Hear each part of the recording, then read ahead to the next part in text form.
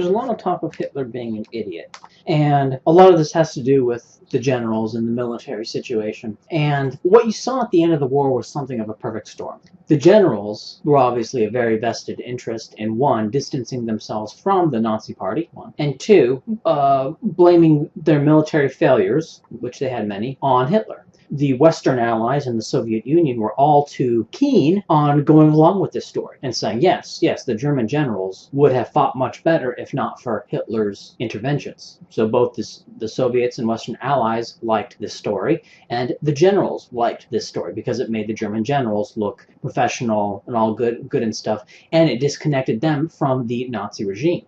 The Soviet Union and the United States and Britain also liked to have this separation between the German army and the Nazi regime, because the German army was obviously a very competent and very capable force, very professional force with generally a good reputation that goes back for a very long time.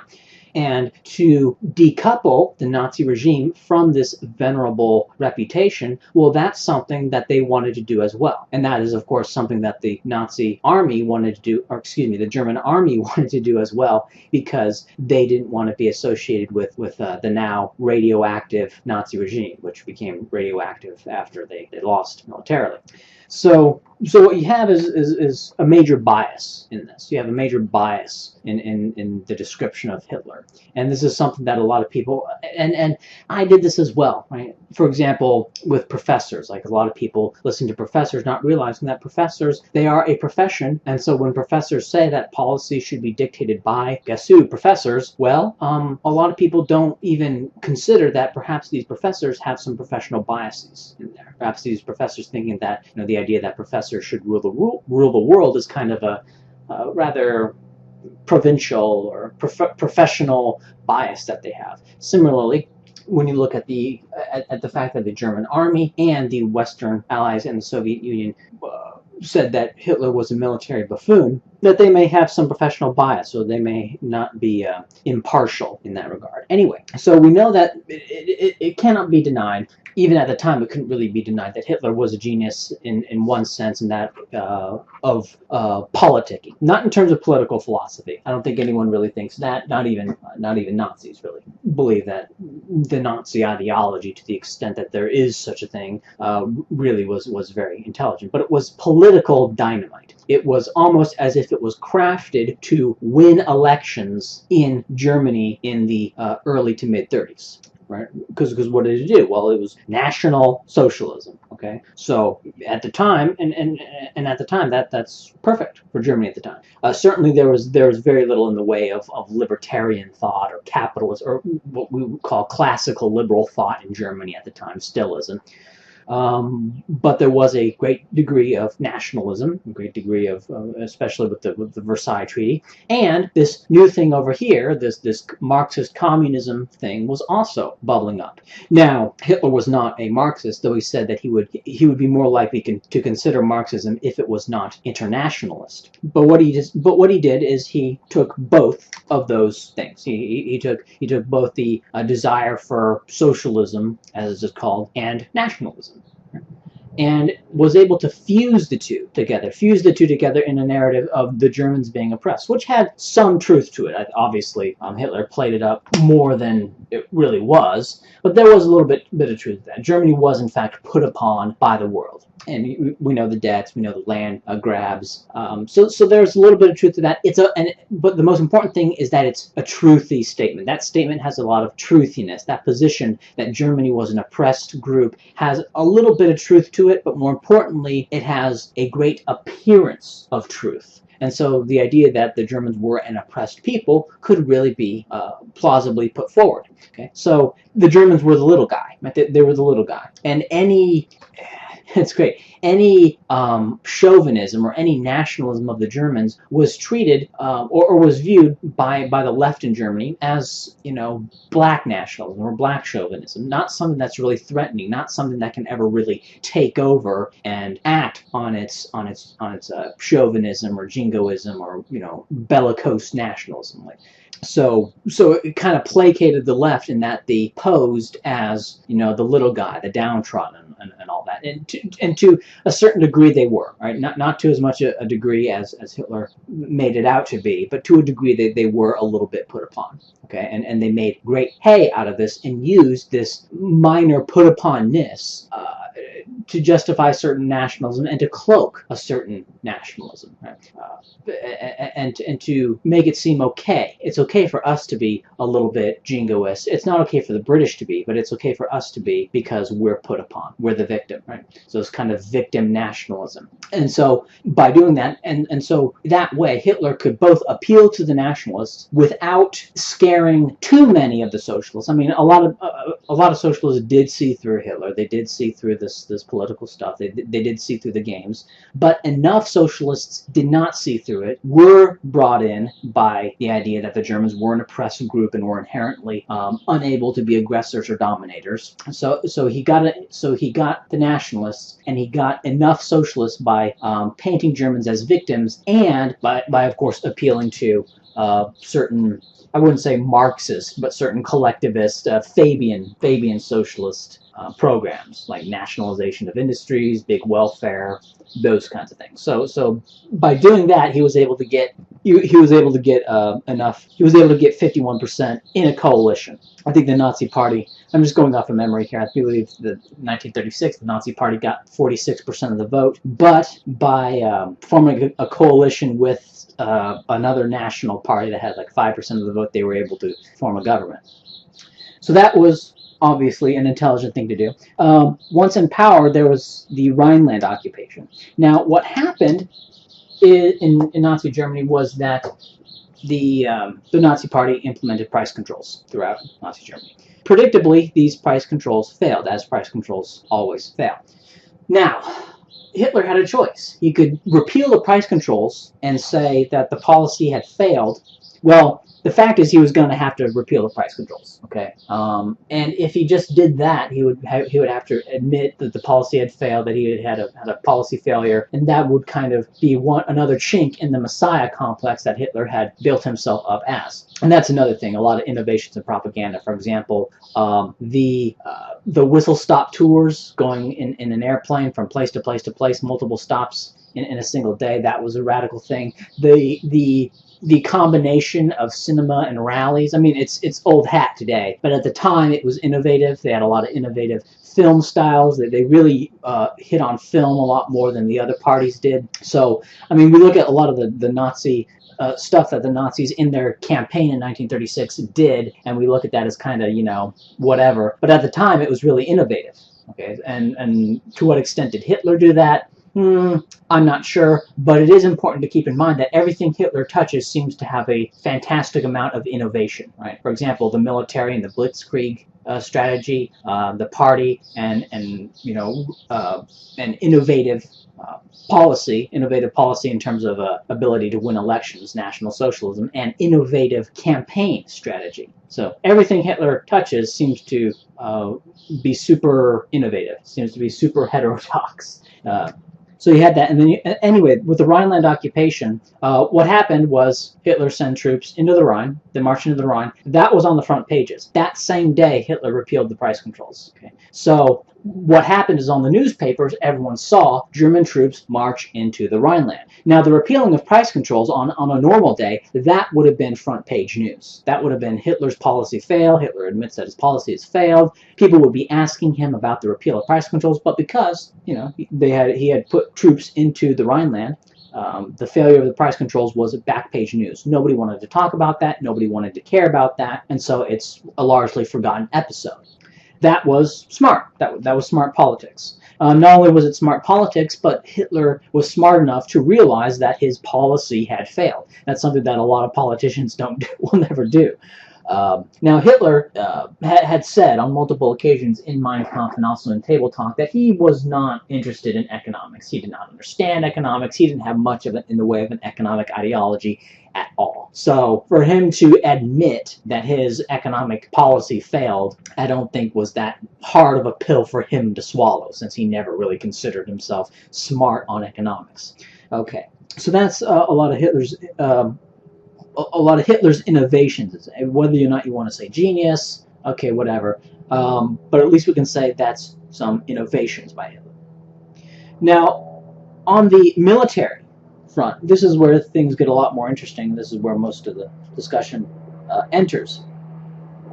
Now, I want to point to a few things that a few strategies or a few policies that Hitler did that was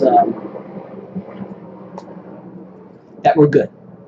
There were very smart military strategies that went against the advice of his generals and prevailed. That is, Hitler went against the advice of his generals, and Hitler ended up being correct, right? And his generals ended up being wrong. Okay, and there are a few of these. First is sickle stroke. Sickle stroke was the attack through the Ardennes, which encircled the British and French forces in Belgium and Holland, and basically split the Allied armies, and allowed the Germans to divide and conquer and chop them up piecemeal, and which led to the fall of France. Now, the Maginot Line, a lot of people, look at the Maginot Line and they think, well, the Maginot Line failed because the Germans just went around it. Well, it's a bit more complicated than that. The French and British, they knew that the Germans were going to try to go around the Maginot Line. They knew that. They planned for the fighting to take place mainly in Belgium, perhaps in Holland. And so they had a series of and so the Belgians actually built a series of fortifications. The French and British had a plan to move into Belgium when the Germans attacked through Belgium. They were perfectly expecting the Germans to attack into Belgium in order to flank the Maginot Line. Right? There was no illusion that the Germans were going to take the Maginot Line head on. Okay, so this idea that, oh, we have a wall here with our border with Germany that protects us. They weren't that stupid. They were stupid, but they weren't that stupid. So, and of course, Belgium is not friendly terrain. There's a lot of forests, lots of canals, lots of waterways. Good area for defense. Hard area to attack. The Ardennes forest is even more difficult to attack. In fact, it was so difficult to launch an offensive through the Ardennes that the Allies did not station hardly any troops there. They did not station any anti-tank weaponry through the Ardennes. So basically, the difficult part of getting through the Ardennes was the narrowness of the roads. It was a logistical issue. But once they got through the Ardennes, they're out in open country. Then they could really, then the tanks, of course, could just shoot things up. They were out in open country, and they were out into flat, open France, past Belgium, which was full of forests and rivers and stuff. And they were right out in open country, and that is, of course, where the tanks excel. As it turns out, the French and even the British had marginally better tanks than the Germans had, and they had more tanks. So if they had something akin, if they had similar strategies, they probably would have won. But because they had this doctrine of spreading the tanks out among the infantry instead of concentrating them, that was problematic. And the idea of concentration of firepower, it comes from the fact that an army with more firepower is going to inflict more casualties on an enemy with less firepower. Like, let's say you're outnumbered 2-to-1. There's an attacking army that has twice as many people and guns than your army. If they attack you, they're going to inflict 2 casualties on your smaller force than you inflict for every 1 casualty that you inflict on them.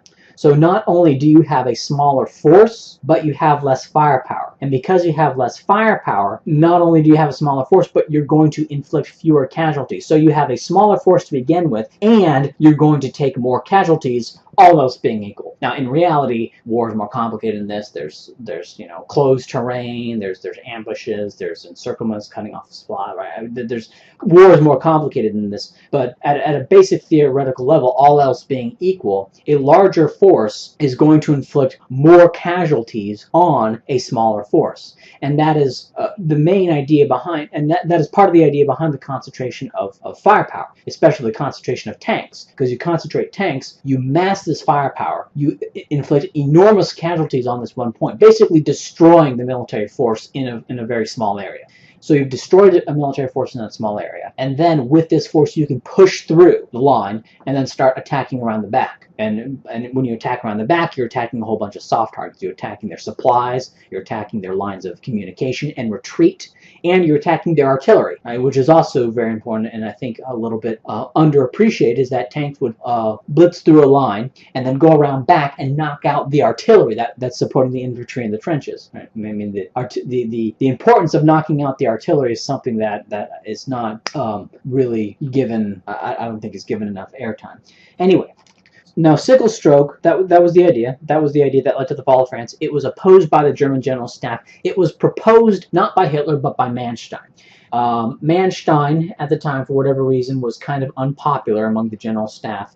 And in fact, was promoted, quote unquote, to the head of a army corps in Pomerania, which was away from the battle, the real action in Belgium and Holland. Okay, so basically, Manstein had pissed off some of the higher ups. He was active in Poland, but then he pissed off some of his higher ups, and so they, in order to get back at Manstein, they promoted him. All right, they promoted him to the head of an army that was away from the battle, so he was not involved. Okay, which is kind of an odd punishment, but that's what it was. Manstein approached Hitler, gave Hitler the idea of sickle stroke. Hitler pushed the idea, and the idea, of course, was adopted because it's Hitler, right? Hitler's high command, and so the generals adopted sickle stroke. They whinged and whined and gave their modifications of it, a little bit more conservative versions of it, but Hitler stayed firm and said, no, push to the coast, concentrate the armored forces through the Ardennes, and that's how you'll win. And eventually the German high command went along with it, and Franz Halder, I think, helped to get sickle stroke accepted by the German General Staff with a very simple argument. And the argument was, he basically said to the German high command, said, look, I know there's a very real possibility that you're going to send the tanks through the Ardennes, and they're going to go out into France, and then they're going to get cut off and destroyed. They're going to get, the French and British are going to counterattack. They're going to cut off this Panzer army, and then they're going to, it's going to be cut off from supply, and then it's going to be destroyed. That was the great fear of what would happen. And in fact, a lot of I think Rundstedt or somebody referred to Manstein as the gravedigger of the Panzer Army, because they believed that's what would happen if sickle stroke was implemented. But Halder said, look, Germany's strategic situation is hopeless. And at the time it was. France and Britain, from a population standpoint, were more populous than Germany. They had a higher industrial capacity than Germany.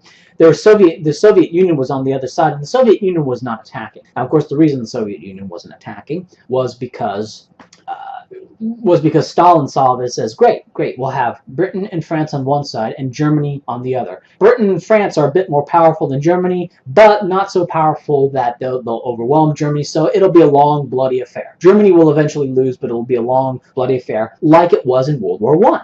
That's what Stalin was thinking. And while they're doing that, while they're bloodying each other up, we, the Soviet Union, will go into the Baltic states, we'll go into Finland, we'll go into Romania, and we'll go into Turkey and capture Constantinople, which is something that the Tsars have been wanting to do for hundreds of years. Maybe not hundreds of years, but for a very long time. So that's why Stalin was staying out. A lot of people were thinking, hindsight's 20/20, and so hindsight, people say, well, Stalin should have attacked Nazi Germany in 1940, but, Stalin didn't think that. Stalin thought, well, the Soviet Union has many enemies, one of which is the United States, one of which is Britain, one of which is France, and one of which is Nazi Germany. Right now, Nazi Germany seems to be a lot weaker than the Western powers. Okay, the population of Britain, Canada, Australia, and New Zealand was about the same as that of Germany. Okay, so even when Germany knocked out France, it was like, oh, Britain stands alone. Well, Britain plus Canada, Australia, and New Zealand, and I think the white South Africa, had a population which was about the same as that of Germany. So yeah, they stand alone against an equal opponent. Okay. Oh, but they were also fighting Italy. Okay, but the British also had access to Indian manpower. So the idea that Britain stood alone is kind of... No, it wasn't like... And I saw this History Channel thing where they were talking about one small island stood in the... Small island?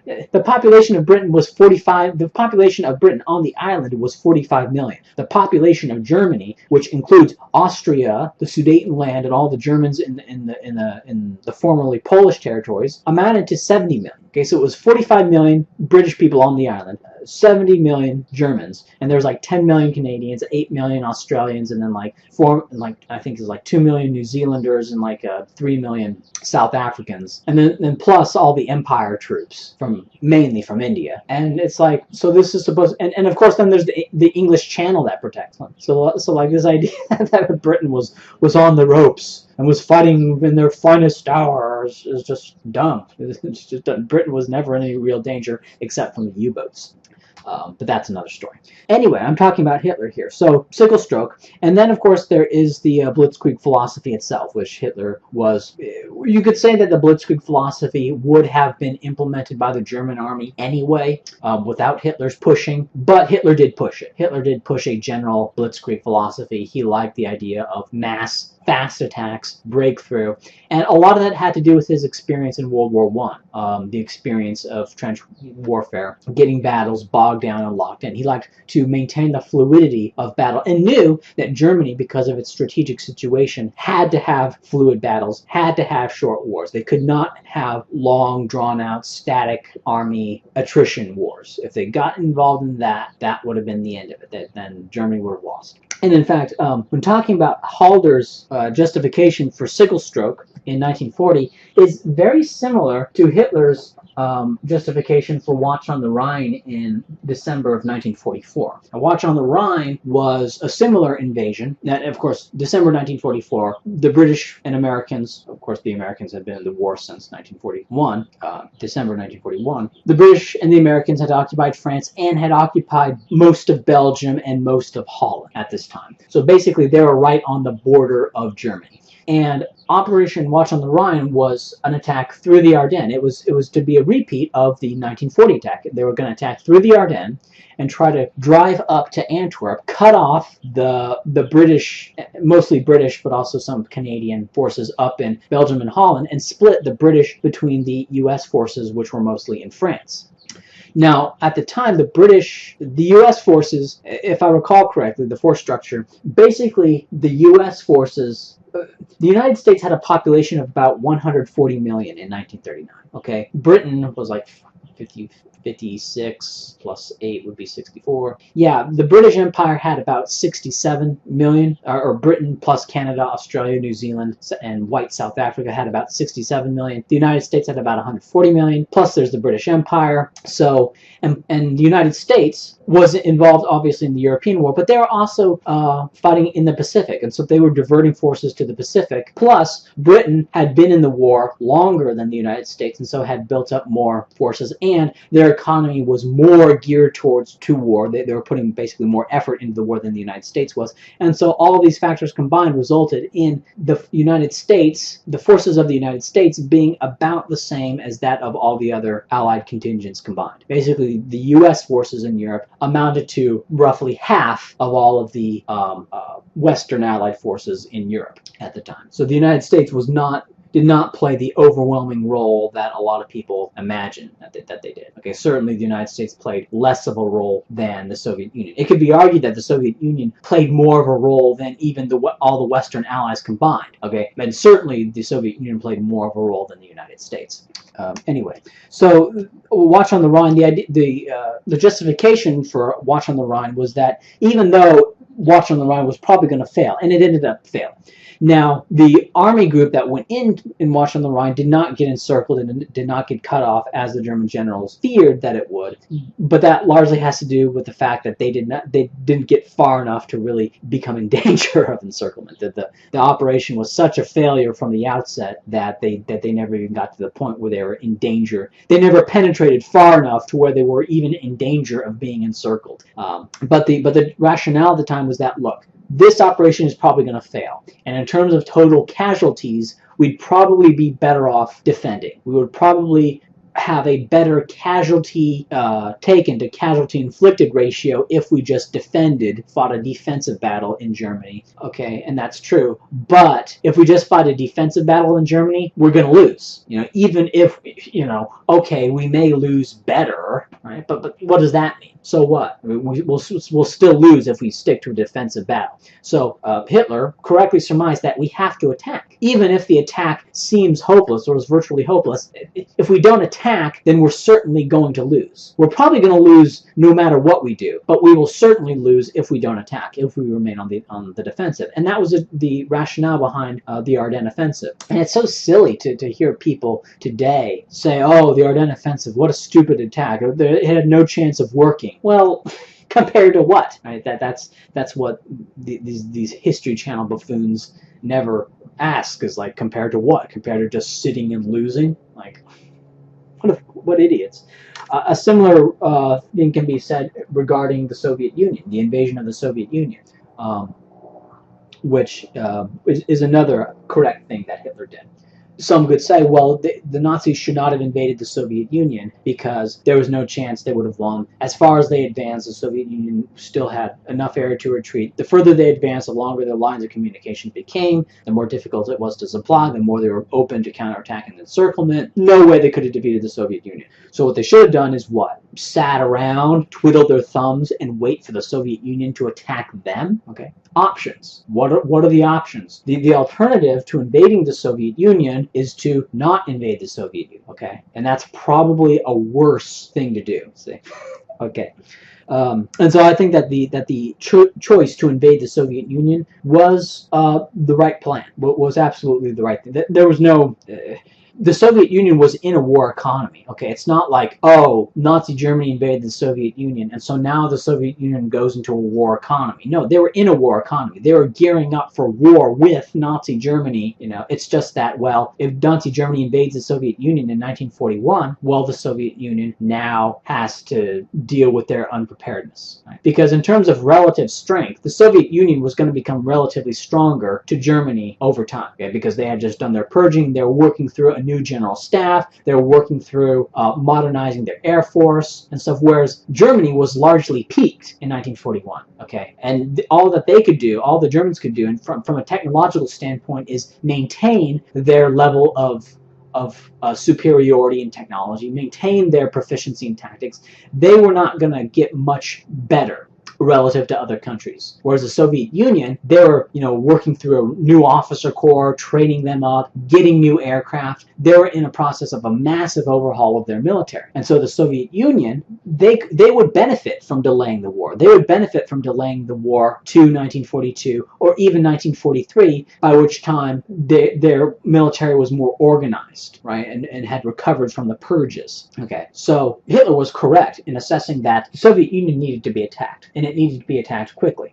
Now, then you get a lot of other, and so that's a thing that Hitler went against the advice of his generals and made the correct decision to invade the Soviet Union.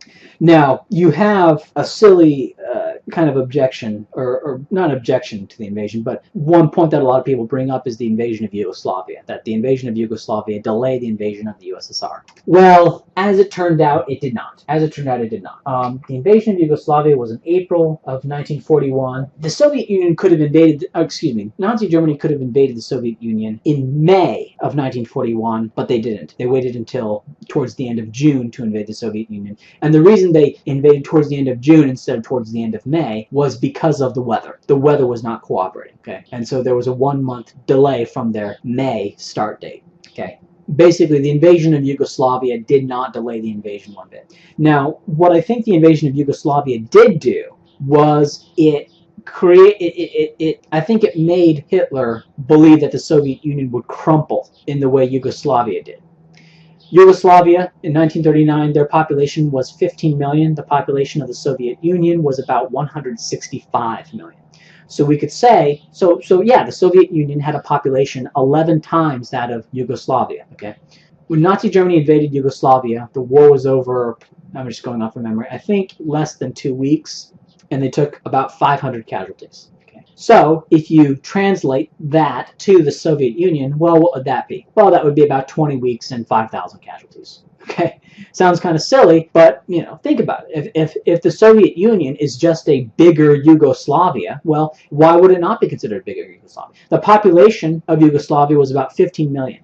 8 million of those people were Serbs. So you had a dominant ethnic group that was dominating another group, mainly the Bosnians and the Croatians, and then a bunch of other smaller groups. So it was basically Serbs, who were number 1, Croatians, who were number 2, and then there were Bosnians and Slovenians. Well, the Soviet Union mirrors Yugoslavia that way, in that you had one dominant ethnic group, the Russians, the Great Russians, or the Russians proper, okay? And then mirroring the Croatians would be the Ukrainians, mirroring the Bosnians would be the Belarusians, and mirroring the Slovenians would be the Caucasus groups, and then there's, perhaps mirroring the Central Asian groups would be be Montenegro or Macedonia. But basically, you had a similar thing going on. You had a polyglot country with one dominant ethnic group and a bunch of other groups that were dominated by this main ethnic group. You had that in Yugoslavia, and you had that in the Soviet Union. When Hitler invaded the Soviet Union, when Hitler invaded Yugoslavia, the Croatian units surrendered en masse, and many of them actually wanted to join the Nazi forces in their advance on Serbia. Okay. And so that was the experience with Yugoslavia. When invading the Soviet Union, Hitler said, the Soviet Union is going to crumple like a house of cards. All we have to do is kick in the door. Okay. That was true with Yugoslavia. Soviet Union is just a bigger Yugoslavia, so Hitler thought. Hitler thought that the Soviet Union was just, would be like fighting 11 Yugoslavias at once. Okay. Well, we fought one Yugoslavia with, our little pinky here, and took them out in less than 2 weeks with 500 casualties. Probably could have taken them out faster if we were willing to take more casualties and be more aggressive in our attacks. So that was his thinking in regards to the Soviet Union. And so even though that turned out to be wrong, as it turned out, the Soviet Union was quite a bit more powerful than 11 Yugoslavias.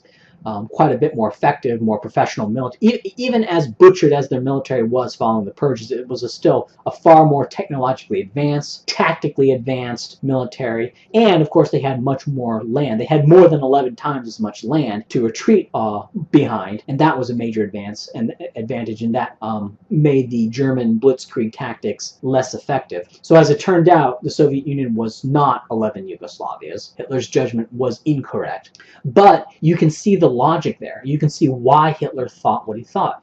The belief that the Soviet Union was just 11 Yugoslavias was, I believe, why Hitler was so lackadaisical in the build-up to the war with the Soviet Union. Right? They didn't expand the Panzer Army very much. They didn't expand the Air Force very much. In fact, because of the losses of the Battle of Britain, the Germans could only field as many planes in the invasion of the Soviet Union as they had in the invasion of France. Now, the planes were a little bit more updated. They had a few updates. But in terms of the total size, it was about the same as it was as the Air Force that attacked France and Britain in 1940 was. So it was a lot bigger in terms of infantry as a result of the expansion of the German army. Also, the addition of Italian, Romanian, and a few Hungarian troops. So it was a larger army on the ground, had more artillery, had a few more tanks, but not. I think they had about 1.5 times as many tanks. Now, the important thing there, though, was that they didn't have, I don't know how many Panzer ones they had, but the tanks were upgraded as well. So they had a few more tanks, but more importantly, there were much better tanks, much better, the Panzer IIIs and Panzer IVs. Anyway, but the decision to invade the Soviet Union was a smart decision and had a logic behind it. Moreover, I would say that Hitler's plan of attack against the Soviet Union, which was a broad front strategy, which was attack all over the place, hit them everywhere, go out with everything you have, focus on multiple targets simultaneously, that was a plan that the German High Command did not really like at all. They didn't like it at all. But I think it was the correct plan. I think it was the correct thing to do, and really the only thing to do. In the Soviet Union is so large that you could not have a single advance, a single shot, say to Leningrad, or say to Moscow, or say to Kiev or the Donetsk Basin. If you did such a thing, in fact, they actually did such a thing, a non-broad front strategy, but like a single shot strategy, and they did that in 1942 in the Battle of Stalingrad, right? They had a single shot to Stalingrad. Well, what did this do? Because it wasn't a broad front advance, it was a narrow advance. The army shot into Stalingrad, but now had this line that basically went from the German main line to Stalingrad. It was basically like a corridor. Well, that corridor could be cut off, and that's what happened. It got cut off. The army was cut off, and so that's a problem with not having a broad front advance. Now, having that kind of a single shot strategy, a shot through the enemy lines, that blitzkrieg shot, that can work in smaller areas. That worked in France, and especially the area of France they were attacking, which was the Low Countries and the Flanders region of France. So that obviously worked there in a smaller territory where there's less land to cover. Because when you send a panzer army through the lines, going down a road to cut off the army, you have to line the route of advance, kind of like stringing pearls along the route of advance, forces that could defend that route. And that's what the Panzer Grenadiers were, the tank grenadiers were. Basically, they went right behind the tank army in order to and they were like right behind them. You know, you have the infantry following up a little bit further back, but they were basically to defend the area just taken by the tanks, right? And so they had a few tanks, but mainly they had anti-tank guns, which were more suited to defense, and they had a lot of anti-tank infantry weaponry, mainly to deal with counterattacks, especially armored counterattacks designed to cut off the advancing armored forces, and that's what Panzer Grenadiers were mainly for, and they were very important. What are we talking about? Okay, so in the war with the Soviet Union, you had a few. Oh, I would also say Dunkirk. Dunkirk. A lot of people say, "Oh, Dunkirk, that was a stupid strategy by Hitler," or others will say that Hitler was trying to play nice with Britain so that Britain would accept peace terms following the war. Well, the idea that this would have happened doesn't make sense because Hitler had given in to Goering's insistence at Dunkirk to let the German Air Force prevent the evacuation. Right? Goering assured Hitler that the Air Force could go in, bomb the transports, bomb the harbor, disable the harbor, and basically trap the army in that Dunkirk region. It was, of course, the city of Dunkirk, which was right on the coast, but also a little region, a substantial region around it, which was filled with marshes and canals. So this region was very unpalatable to tanks. Tanks could not go through there very easily, right? Because there's a lot of waterways, a lot of really constricted areas, and a lot of marshes. There would be a high loss rate if the tanks went into that area. And plus, once they got out of that area, then they were in the city of Dunkirk itself, which was urban, okay? And you don't send armor into an urban environment, or at least you don't want to. At least it's not an optimal thing. It's not an optimal way to use your tanks. You can send tanks into an urban environment, but you only want to do it behind the infantry, or almost as like a little mobile artillery support for the main infantry advance through the city. Okay, you can't spearhead armored advances through urban environments. They'll just get ground to pieces. So the idea of stopping at Dunkirk, well, the tanks could not advance. Now, what you could do is you could wait for the infantry to catch up to where the tanks were, and then the infantry could go through the marshes and through the canals and destroy the army groups pinned down at Dunkirk, of which there were about 380,000, which was British, Canadian, and some French, and basically the Allied coalition. So you could have done that. You could have waited for the infantry to catch up, but by the time the infantry caught up, most of them probably would have escaped. Okay. Goering assured Hitler that the Air Force could prevent the escape. And of course, with the Air Force preventing the escape, then the regular infantry could show up, and the main infantry arm could go in, and they could destroy the enveloped forces at Dunkirk piecemeal. And that was the plan. And that, in my estimation, was a correct plan. Now, as it turned out, the German Air Force could not prevent the escape at Dunkirk. Now, part of the reason they couldn't prevent the escape at Dunkirk was not because they simply lacked the bomber potential or the bomber force necessary to prevent the evacuation. Okay, they had enough bombers to do that. What they did not count on was the effectiveness of the British Air Force operating from the Dover area in Britain. That's what they did not anticipate. They did not anticipate all these Spitfires flying around Dunkirk, shooting up the German bombers. That is what they were not prepared for, and that is why the evacuation of Dunkirk succeeded. It was because the British Spitfires and Hurricanes were able to halt or able to prevent the German Air Force from bombing enough of the transports and enough of the port facilities to prevent the evacuation. Now we could say, well, and so basically those troops evacuated in time before the main bulk of the German army, the infantry, could catch up and destroy that army at Dunkirk. Okay. Now, one could say, well, based on this, if we had known, hindsight is 2020 now, and those with 2020 hindsight may go, well, perhaps now that we know with our hindsight that the air blockade of Dunkirk would fail, right? Because the Royal Air Force, it was not as powerful as the German Air Force at the time, but it was powerful enough to just do enough damage, enough disruption to keep those shipping lanes open, creating the miracle of Dunkirk.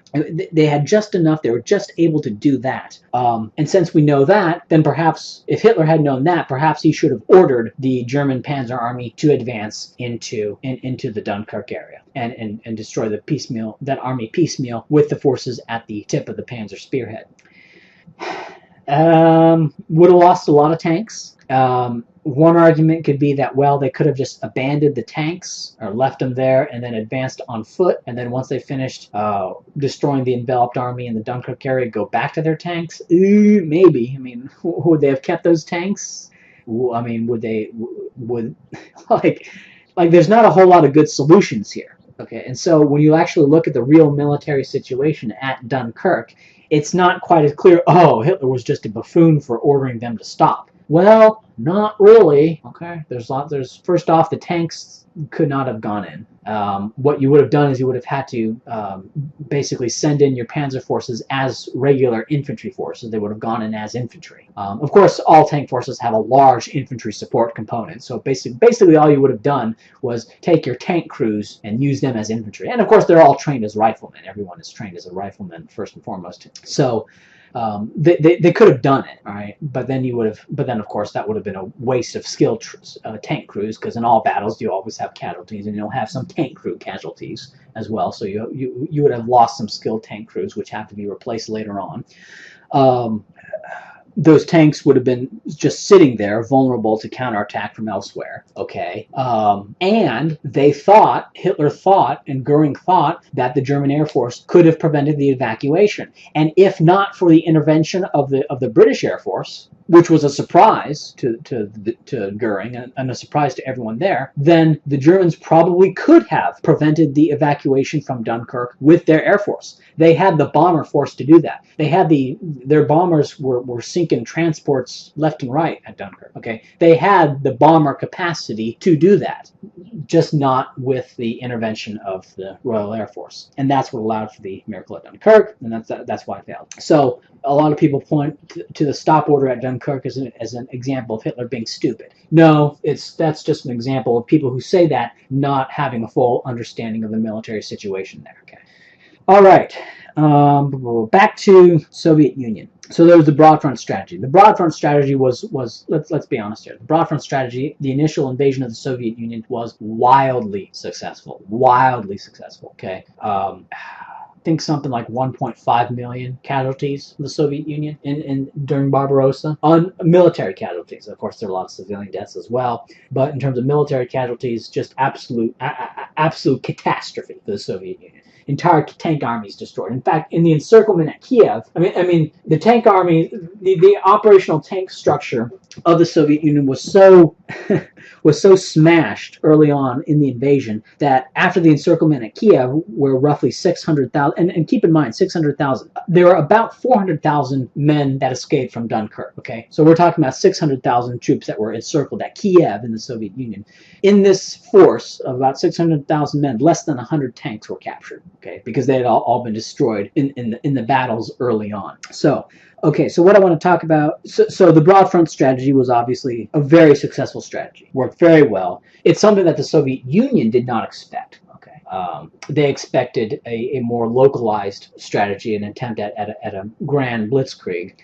But what you had in the invasion of the Soviet Union was a lot of mini blitzkriegs. Like there would be Army Group North, Center, and South. So Army Group Center, they would launch an attack through the Soviet lines and try to have a localized breakthrough there, destroy the forces, go around the back, destroy logistics, artillery, mass encirclements and pincer moves to destroy the armies there. And then they would advance a little bit and then stop, wait for the infantry to catch up, and then do it again. Launch a blitzkrieg into the second Soviet line. Not the second Soviet line, but where the Soviets formed their next line of defense. Okay, and that was the strategy. Instead of one blitzkrieg shot designed to knock out the country and win the war in an afternoon, not an afternoon, but in about 3 months, the idea of the invasion of the Soviet Union was multiple, I guess you could call it blitz shots. Shot through the line, encirclement, or either encirclement out or encirclement in, and just a series of these shots marching through the Soviet Union until you capture Moscow, or do whatever you need to do to end the war. So That worked. That worked. There were several of these shots. There was the initial shot around the Brest-Litovsk area. Then they did one capturing Minsk. They did one shooting through. Did one again around the Smolensk area. Did one again around Vyazma. And then they attempted one around the Moscow area. And this shot was called Operation Typhoon. And that's where it failed. That was where the lines of supply were too far. Germans were too far in, and the Soviet Union had just sent in a bunch of forces from the Far East. Now, the reason they sent a bunch of forces in from the Far East was because the Japanese had just declared war on the United States. And so Stalin had finally said, okay, the threat of a Japanese invasion is now diminished so much, plus we really, really need these forces at Moscow. We are really desperate. And so that allowed for reinforcements at Moscow, and that was the end of Typhoon, and that led to Soviet counterattacks outside of Moscow. Okay, but before they got to Moscow, there was a situation. A situation was that Army Group Center had advanced much further than Army Group South. Now, the reason being is that the Soviet military planning had divided the defense of their country basically in two parts. Basically, the defense of the area north of the Pripyat Marshes and an area south of the Pripyat Marshes. The Pripyat Marshes are a marshy area of substantial strategic importance in southern Belarus and northern Ukraine. They're basically impassable. They're basically as impassable as the Ardennes, except that the Pripyat Marshes are about the size of Belgium and Holland combined, right? And we know that Holland has some marshy areas that are difficult to advance through and enable some rather ingenious defense. The Pripyat Marshes are like that, only they're the size of all of Holland and Belgium, right? So this is a pretty substantial area, a pretty substantial roadblock. So Soviet defensive strategy was that, okay, we'll have defense north and south of the Pripyat Marshes, and both of these defenses will be of roughly equal importance. The German invasion of the Soviet Union was in three groups: Army Group North, Center, and South. The most powerful Army Group was Army Group Center, the second most powerful was Army Group South, and the weakest was Army Group North. Army Group Center and North attacked north of the Pripyat Marshes. So basically, they were facing half of the Soviet Union's defensive capacities, and Army Group South was facing the other half. Okay, so Army Group South was facing as much military force as Army Group Center North was facing, except that they had a lot less to work with, a lot less to do it. So Army Group Center had advanced, of course, they had blown entirely through Belarus. I believe they had taken Smolensk at this time, so they were well past the Pripyat Marshes, and they were in striking distance of Moscow. And this was in September of 1940. Meanwhile, it would be awesome if you could look at a map to know what I'm talking about. Army Group South had reached the Dnieper. The Dnieper was, of course, a river, and rivers make excellent defensive fronts. And so they had reached the Dnieper, and they were basically, the German army was basically, there are a few straggler forces here and there, but they were basically, had chewed up the Soviet Union, had advanced all the way through western Ukraine, and were basically going to get up to the Dnieper. Then they were going to consolidate, wait for the infantry to catch up, wait for the logistics to catch up, and then they would launch an advance past the Dnieper and win that way, and then encircle Kiev. And of course, so basically, the Soviet Union had this large defensive front along the Dnieper, and there was Kiev. And Kiev, of course, is a big city. Big cities are excellent points of defense. Army Group Center. It is argued that Army Group Center, had they advanced on Moscow, could have taken Moscow. Now, my position on this is, okay, let's say in September of 1941, Hitler, as Guderian requests, allows Army Group Center to advance onto Moscow, and they capture Moscow. I look at that and I go, okay, so what? So you attack Moscow. Now, guess what? Your lines of communication and lines of supply are that much further. And so if the German Army Group Center moves up and takes Moscow, well, that's a huge penetration. They have big flanks for possible counterattacks. Now, I think in October of 1941, the Soviet military was so battered that they could not have mounted any real significant counterattacks to cut off the German army in Moscow. But I believe they would have retaken Moscow, because let's say Army Group Center advances into Moscow, and now you have these Siberian reinforcements, these Far East reinforcements, these tank armies coming in, and they then attack in the Moscow area. Of course, the city itself, but also the surrounding Moscow area, either most likely attacking the surrounding Moscow area and forcing the Germans to withdraw out of the city, lest the forces in the city of Moscow become encircled. That's what I think would have happened. And the reason they could have done this was not because the Soviet military, was capable of defeating the entire German military, one-on-one. If you pitted the entire German military at the time against the entire Soviet military at the time, the German military would have won.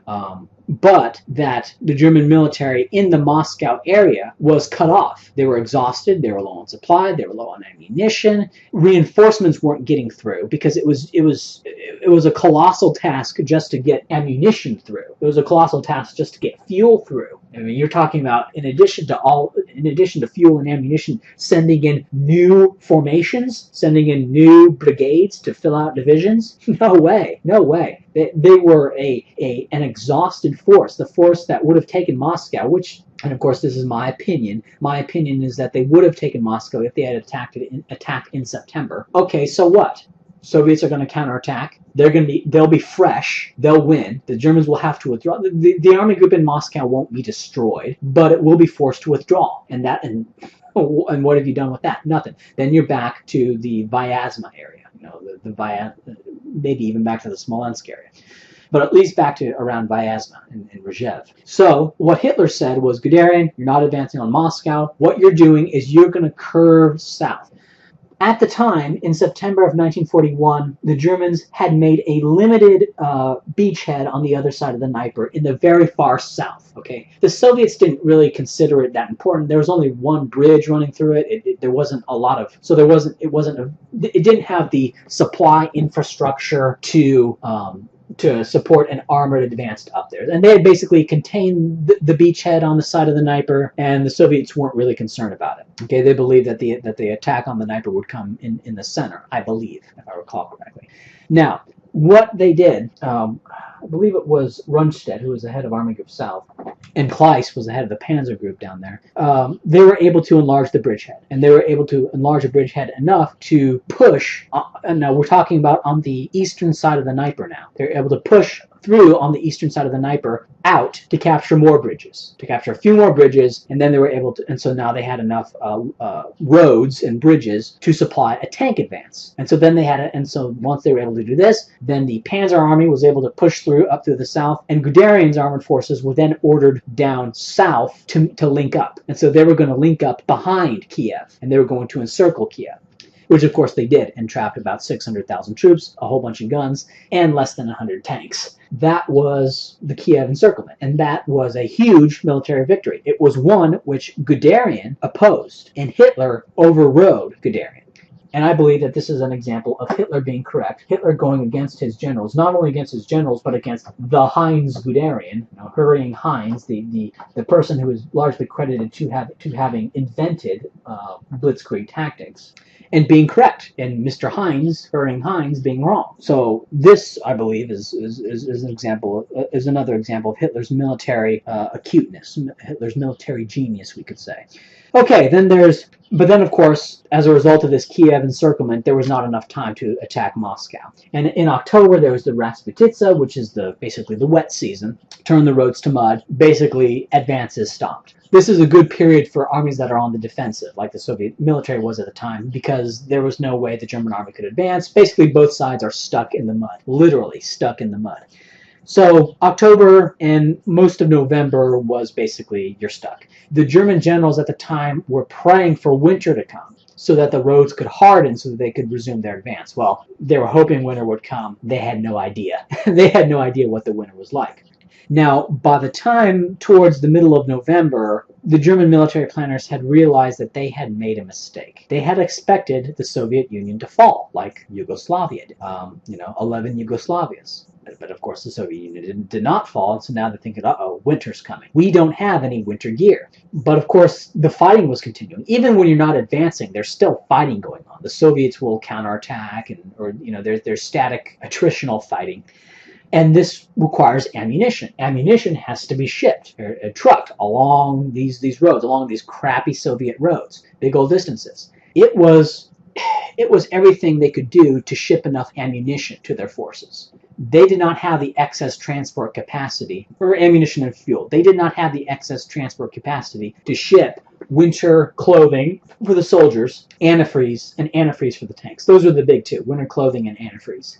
They did not have enough to do that. And of course, a lot of their artillery was drawn by horses. Well, of course, those horses were dead meat. Literally, they were dead meat, and they were used by the soldiers as meat, horse meat, for food. So at the time, a lot of people were saying, well, why didn't they send winter gear in November of 1941 to help their men survive the winter? Well, they didn't have the logistic capacity for it. So, it's not an example of them being stupid and callous. It's an example of they had to send in the ammunition. Okay, they could not have chosen, well, we'll reduce the amount of ammunition we send so that we can send winter gear. No, that was not an option. Okay, you need bullets. Right? You got these guys coming at you. You run out of ammo, you're dead. So they had to send in the ammunition. They could not have, and quite frankly, they had to send in the fuel in order to keep the tank's engine running. Otherwise, they would seize up and basically become a pillbox. So they're basically stuck there. Now, in December of 1941, January of 1942, this is when, of course, the advance on Moscow had failed. Operation Typhoon had failed. The German army was exhausted. They did not have the proper winter gear.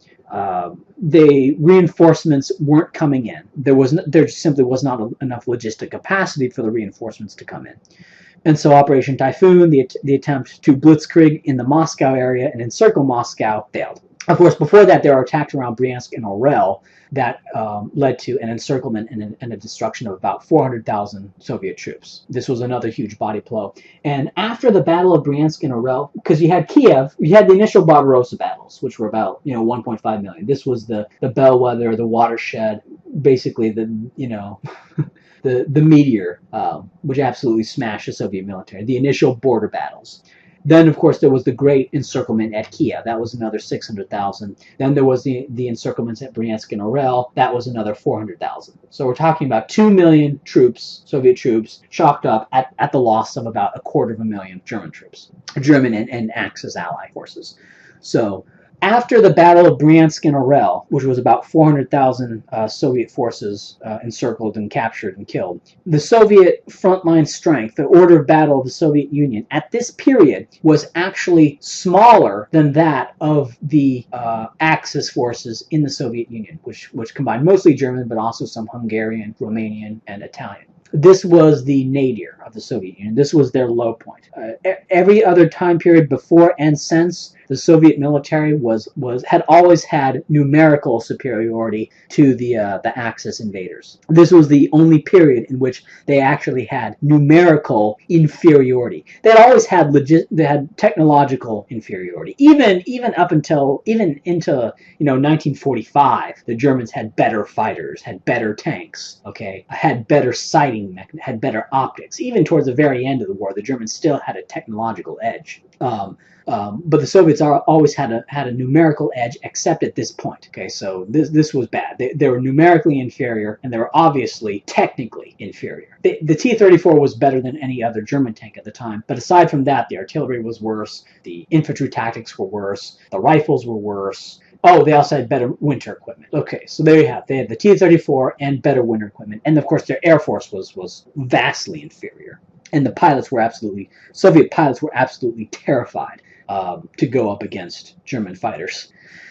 But anyway, at Moscow, the Soviets started counterattacking. Now, the German generals wanted a retreat. This would have cost, and the German generals at the high command, they recognized that a retreat from Moscow would have resulted in a loss of heavy weaponry. And by heavy weaponry, we're talking about artillery pieces. Right? There would have been a massive loss of artillery pieces, a massive loss of artillery and ammunition stockpiles. They would have lost many tanks. A lot of tanks had seized up in the winter and wouldn't be recoverable until the following spring. So a retreat outside of Moscow would have lost them, I believe, something like, I'm just going off the memory here, I believe it would have been something like 3/4 of quote-unquote heavy equipment would have been lost if they had retreated.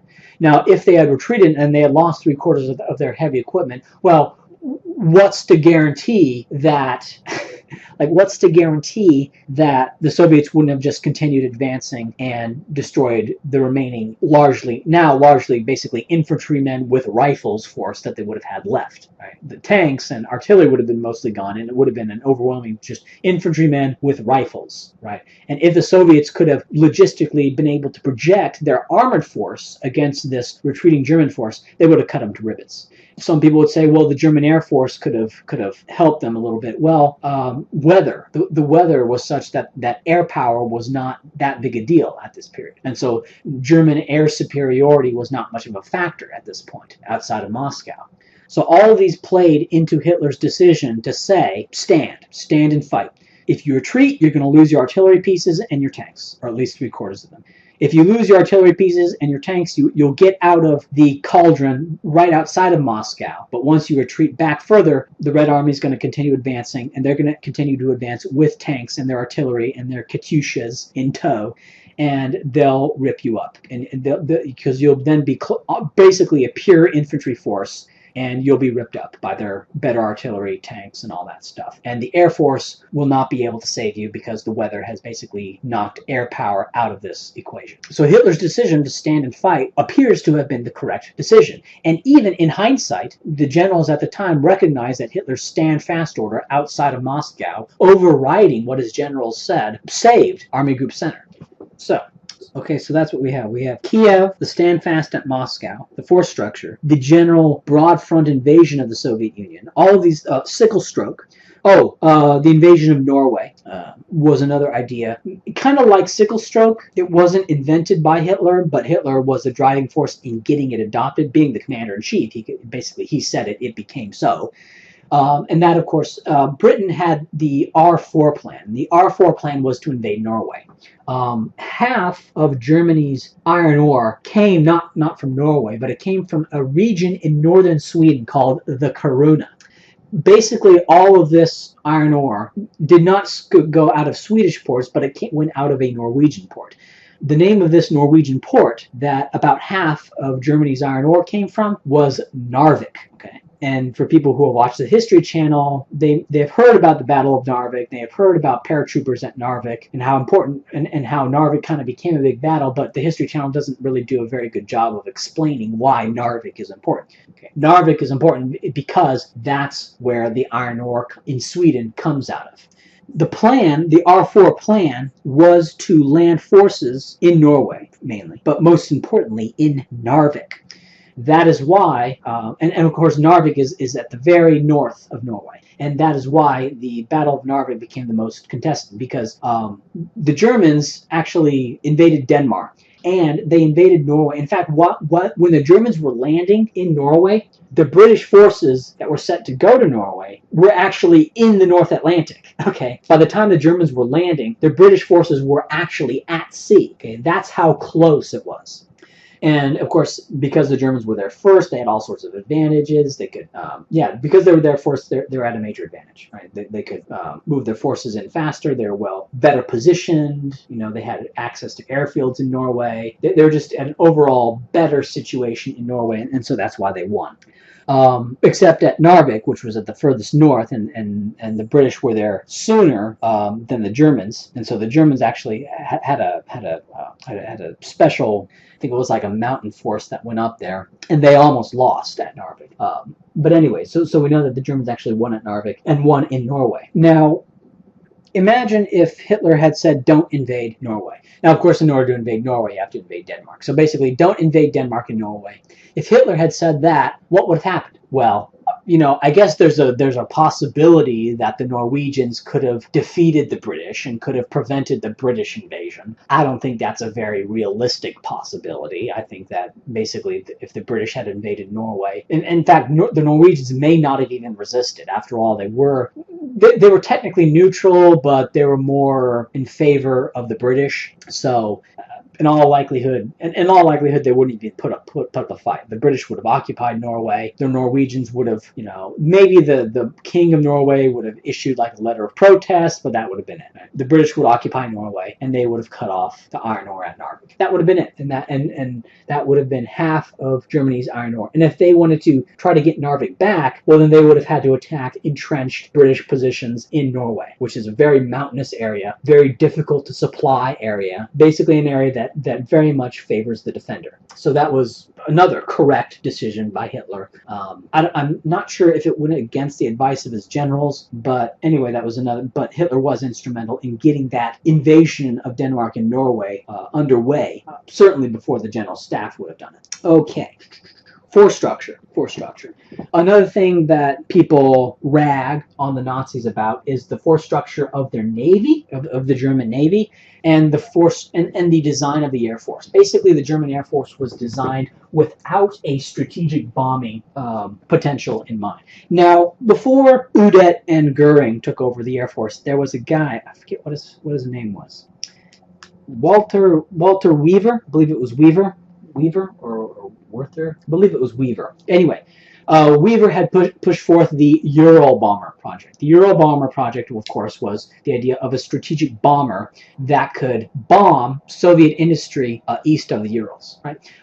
Why was it called the Ural Bomber? I mean, most of the Soviet industry, as in 1936 and 1937, was west of the Urals. Right? So why would it be called the Ural Bomber? Well, because the Nazis basically recognized that if they invaded the Soviet Union would transfer their industry to east of the Urals, which of course they did. So that's another thing that a lot of people don't realize, that the Nazis basically expected the Soviets to transfer their industry east of the Urals. They fully expected them to do that.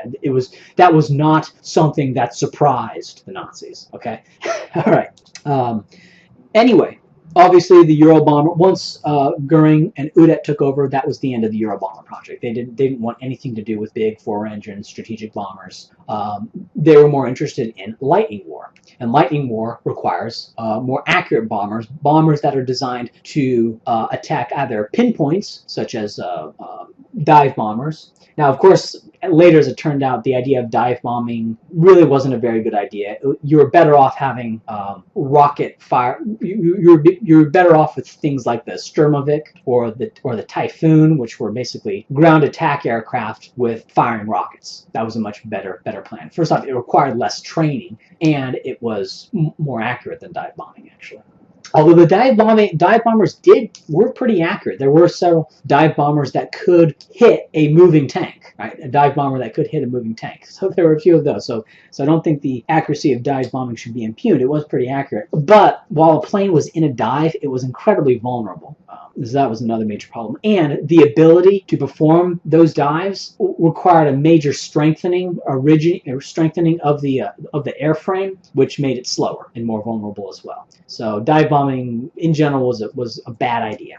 Now, in the mid-30s, they didn't have access to efficient rockets that could destroy, basically blow up tanks. And so dive bombing seemed like a good idea at the time. So it wasn't entirely stupid given what they knew, but as it turned out, it was the wrong way to go. Anyway. And most Stukas by the end of the war were fitted with weaponry they were not really used as dive bombers. And towards the end of the war, modified versions of the Focke-Wulf 190 were the main ground attack aircraft. And the Focke-Wulf 190 actually turned out to be a very good ground attack aircraft, better than the Typhoon, I would say. And I'll just leave it at that. So, okay. So the force structure of Nazi Germany did not have a large strategic bombing component, and its fighter structure were not long-range strategic fighters that could escort bombers over long distances. It was the Me-109, which was a short-range fighter. The idea was that these fighters, they wouldn't go on these long things. What they would do is they would hop from airfield to airfield. Right? You'd have short-range strategic bombers like the Stuka, short-range tactical bombers like the Stuka, short-range tactical fighters like the Me-109 or whatever would follow it. And they would go from airfield to airfield. They would build little dirt airfields, and they would fight in a relatively short radius, going along with the army as the army advanced. That was the idea. And the reason that that was the idea was because, oh, and another thing we could look at is the composition of the German Navy. A lot of German naval planners, when they were designing the German Navy, who were they thinking about? Well, they were thinking about Britain, right? They were thinking about war with Britain. What kind of a navy could challenge Britain? Well, if you're going to try to challenge the British Navy, the Royal Navy, and the French Navy combined, that's kind of a losing proposition. You're better off with the U-boats. Right? You're better off building lots and lots of U-boats. Okay. The German Navy did not build lots and lots of U-boats. They had about 60 U-boats, I believe, at the outbreak of the war, which was not enough to strangle Britain. And they invested more. It's generally regarded that they invested far more in their surface fleet than they should have for a war with Britain. Okay. So all of these things, so you look at the composition of the German military, and it doesn't seem to be a very smart composition if you're planning on a war with Britain. Okay. But it is a perfect composition if you're planning on a war with the Soviet Union. Strategic bombing against the Soviet Union would not be very effective because industry in the Soviet Union is A, super spread out, and B, the Soviet Union had excellent industry relocation programs in place. They had protocols, they had the means to quickly and efficiently relocate industry, okay, and to spread out industry. The Soviets, were masters at that, and they had a lot of training with that, with their central planning. That's one of the. I mean, as awful as economically backward their central planning policies were, it was very useful. It gave them a lot of experience in building up a war economy, a centrally planned war economy. So the military composition of the German military made perfect sense when you recognize that it was designed for a war not with Britain, not even with France, but with the Soviet Union. Okay, death camps. It was funny. I was watching this Holocaust documentary, and at the beginning it said the Nazis were so vicious, so silly to invest all these resources in death camps when they were fighting wars. That just shows just how vicious they were, that even though they were losing the war, and even though their fronts were buckling on all sides, they still diverted enough resources to the death camps. Just they had that much hatred for these people that they were persecuting.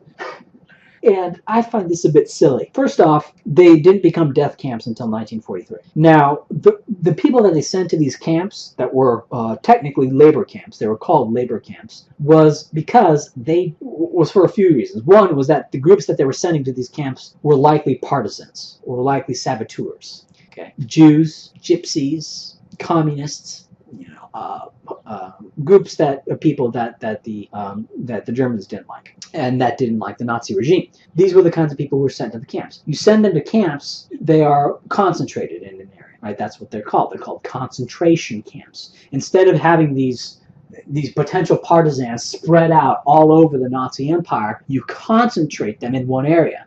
And once they're concentrated in one area, that gives you a lot of advantage. You can monitor them very easily, and you can get some labor out of them. You can say, all right, you're going to be cracking batteries and doing that for whatever it is that they needed to do with that. Okay, so you can get a lot of labor out of them. So basically what you have done is you have turned a potential partisan force that would have required more German troops to garrison areas, right? And you have turned them from that into a source of, let's be honest, not the best form of labor, but some crappy labor. You get some crappy labor out of them as opposed to an enemy combatant. All right, that's a good deal. That's a good deal for the German regime. Now, towards the end of the war, there started to be food shortages. Germany is not self-sufficient in food. Okay? And the Nazi Empire itself, overall, was not self-sufficient in food during peacetime. They had to import food. The Royal Navy kind of made sure that they were not importing the food that they needed. First off, where would they get the? And of course, once the U.S. entered the war, where were they even going to get the food? I mean, from the U.S.? No, they couldn't get from the U.S. They're at war. Brazil joined the Allies, so they obviously weren't going to get food from Brazil. So yeah, basically they were cut off. So there were food shortages. Now you're Hitler. You're the Nazi high command. You realize there's only so much food. Who's going to get the food? Who's going to get the food? Are the communists going to get the food? Are the Jews going to get the food? Are the homosexuals going to get the food? Are the French resistance partisans going to get the food? No. Who's going to get the food? Well, I'll tell you who's not going to get the food. The people in those concentration camps are not going to get the food. Okay, the people who are going to get their calories, their necessary calories, are first and foremost going to be the troops at the front. After that, it's going to be German civilians. After that, it's going to be everyone else. And then at the very end, it's going to be those people in the concentration camps. So what's going to end up happening to those people in the concentration camps? Well, they're going to be worked to death, basically. They're not going to get food. They're going to be sent to these camps. They'll get food. They'll get some food, not enough food, but they'll get, you know, a bit of food early on, right? Because there are food shortages basically from day one. But there was enough food to kind of keep them alive, we'll say. So they'll get enough food to keep them alive early on. But then as the war goes on and the military situation deteriorates, there's less and less food. And the first people who are going to be cut are going to be the people at those camps, and those are going to be the people who die, right? And of course, the first people, even within the concentration camps, the first people to get cut within those concentration camps are going to be the women and children, because they can't do productive labor as well as the men can, right? So the people who are going to get their rations cut first are going to be the women, the children, the old people. And then, and even then, the men are going to get their rations cut as well, and they're going to be worked to death as well eventually. So that's what happened. Now, you say, okay, well, if that's what was happening, why were these Nazi camps, why would they line up people and shoot them? Why would they kill all these women and children in those camps? Why would they gas them? Well, that seems a bit odd, because to my way of thinking, starving them to death and working them to death is far crueler than just putting a bullet in their head or gassing them. Now, I think the gas chamber things are largely mythological. I mean, there's it's a bunch of Nuremberg proclamations. There's a bunch of idiotic stuff that was said there.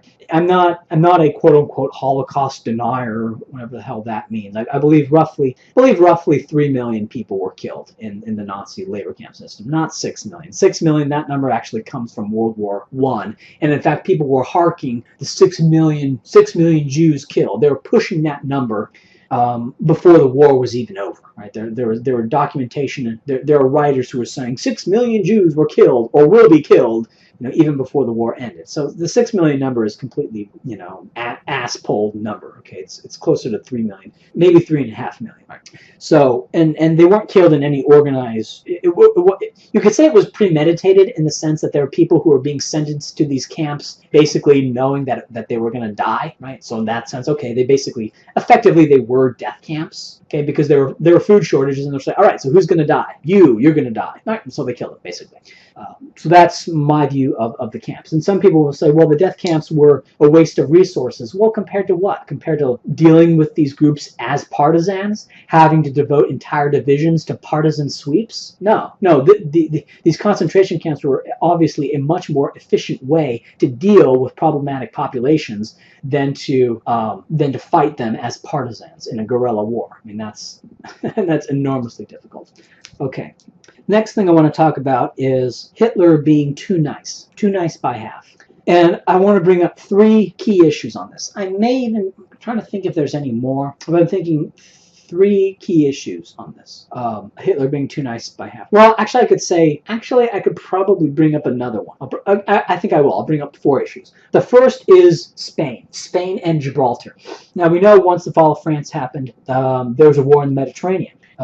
Cutting off Gibraltar, and Britain, of course, controlled Gibraltar. Gibraltar, of course, is a little rock, and it's right under Spain. This rock controls the entry into the Mediterranean from the west. Britain controls Gibraltar to this day, and so they basically control the entry into the Mediterranean to this day. Now, Hitler wanted to take Gibraltar, and there were attempts to take Gibraltar by the Italians, and I believe by the Germans as well. But these attempts did not involve going through Spain in order to take Gibraltar. Franco won the war in Spain because of German assistance. And I know that's subjective. There's a possibility that the nationalists could have won even without German assistance. But I'm just going to say as fact that if not for Hitler's and Mussolini's assistance, the nationalists would have lost. So from my point of view, Franco was beholden to Hitler. Franco's position of power came from Hitler's assistance. So Franco kind of owed Hitler. Now, Franco did not have to join the Axis, okay, but Franco could have said free passage, or German troops could have gone, or they could have had a deal, right? And the deal could have been, okay, Hitler, I can't publicly support you, because if I publicly support you, then the British are going to get on my ass, the Americans are going to get on my ass, and they may even declare war on Spain, and I don't want that. Okay, we've been absolutely ravaged by the Civil War. We don't want to be part of this world war. But what I will do with you, Hitler, is you start sending your troops into Spain, I'll protest, right? But I'm not going to resist because I don't, and what I'll tell the British and the Americans is that the reason I'm not resisting is because we can't defeat the German military. We don't want to go to war with Germany. That's the front I'll put on, right? And I'll do this little song and dance. You can go through Spain so that you can take Gibraltar. And of course, once you take Gibraltar, I want all your men out of Spain. Right? Once Gibraltar's taken, German troops out. And then I'll do the song and dance protest, and that'll be it. Right? That's what Franco could have done. Okay, Franco did not do that. Franco stonewalled. Franco said, no, you're not going into Spain. You're not taking Gibraltar. Now, this is where we're getting into a little bit of a hypothetical alternative history here. It is my belief that if Hitler had put together an operational plan to invade Spain, started making offensive preparations for an invasion of Spain, Franco would have buckled. Franco would have gone under and said, all right, I'll do the song and dance. Just go get Gibraltar and then leave. I believe that's what would have happened. Hitler did not even do that. Hitler did not put hardly any pressure on Franco to let German troops advance and take Gibraltar. Okay? Hitler was being too nice by half.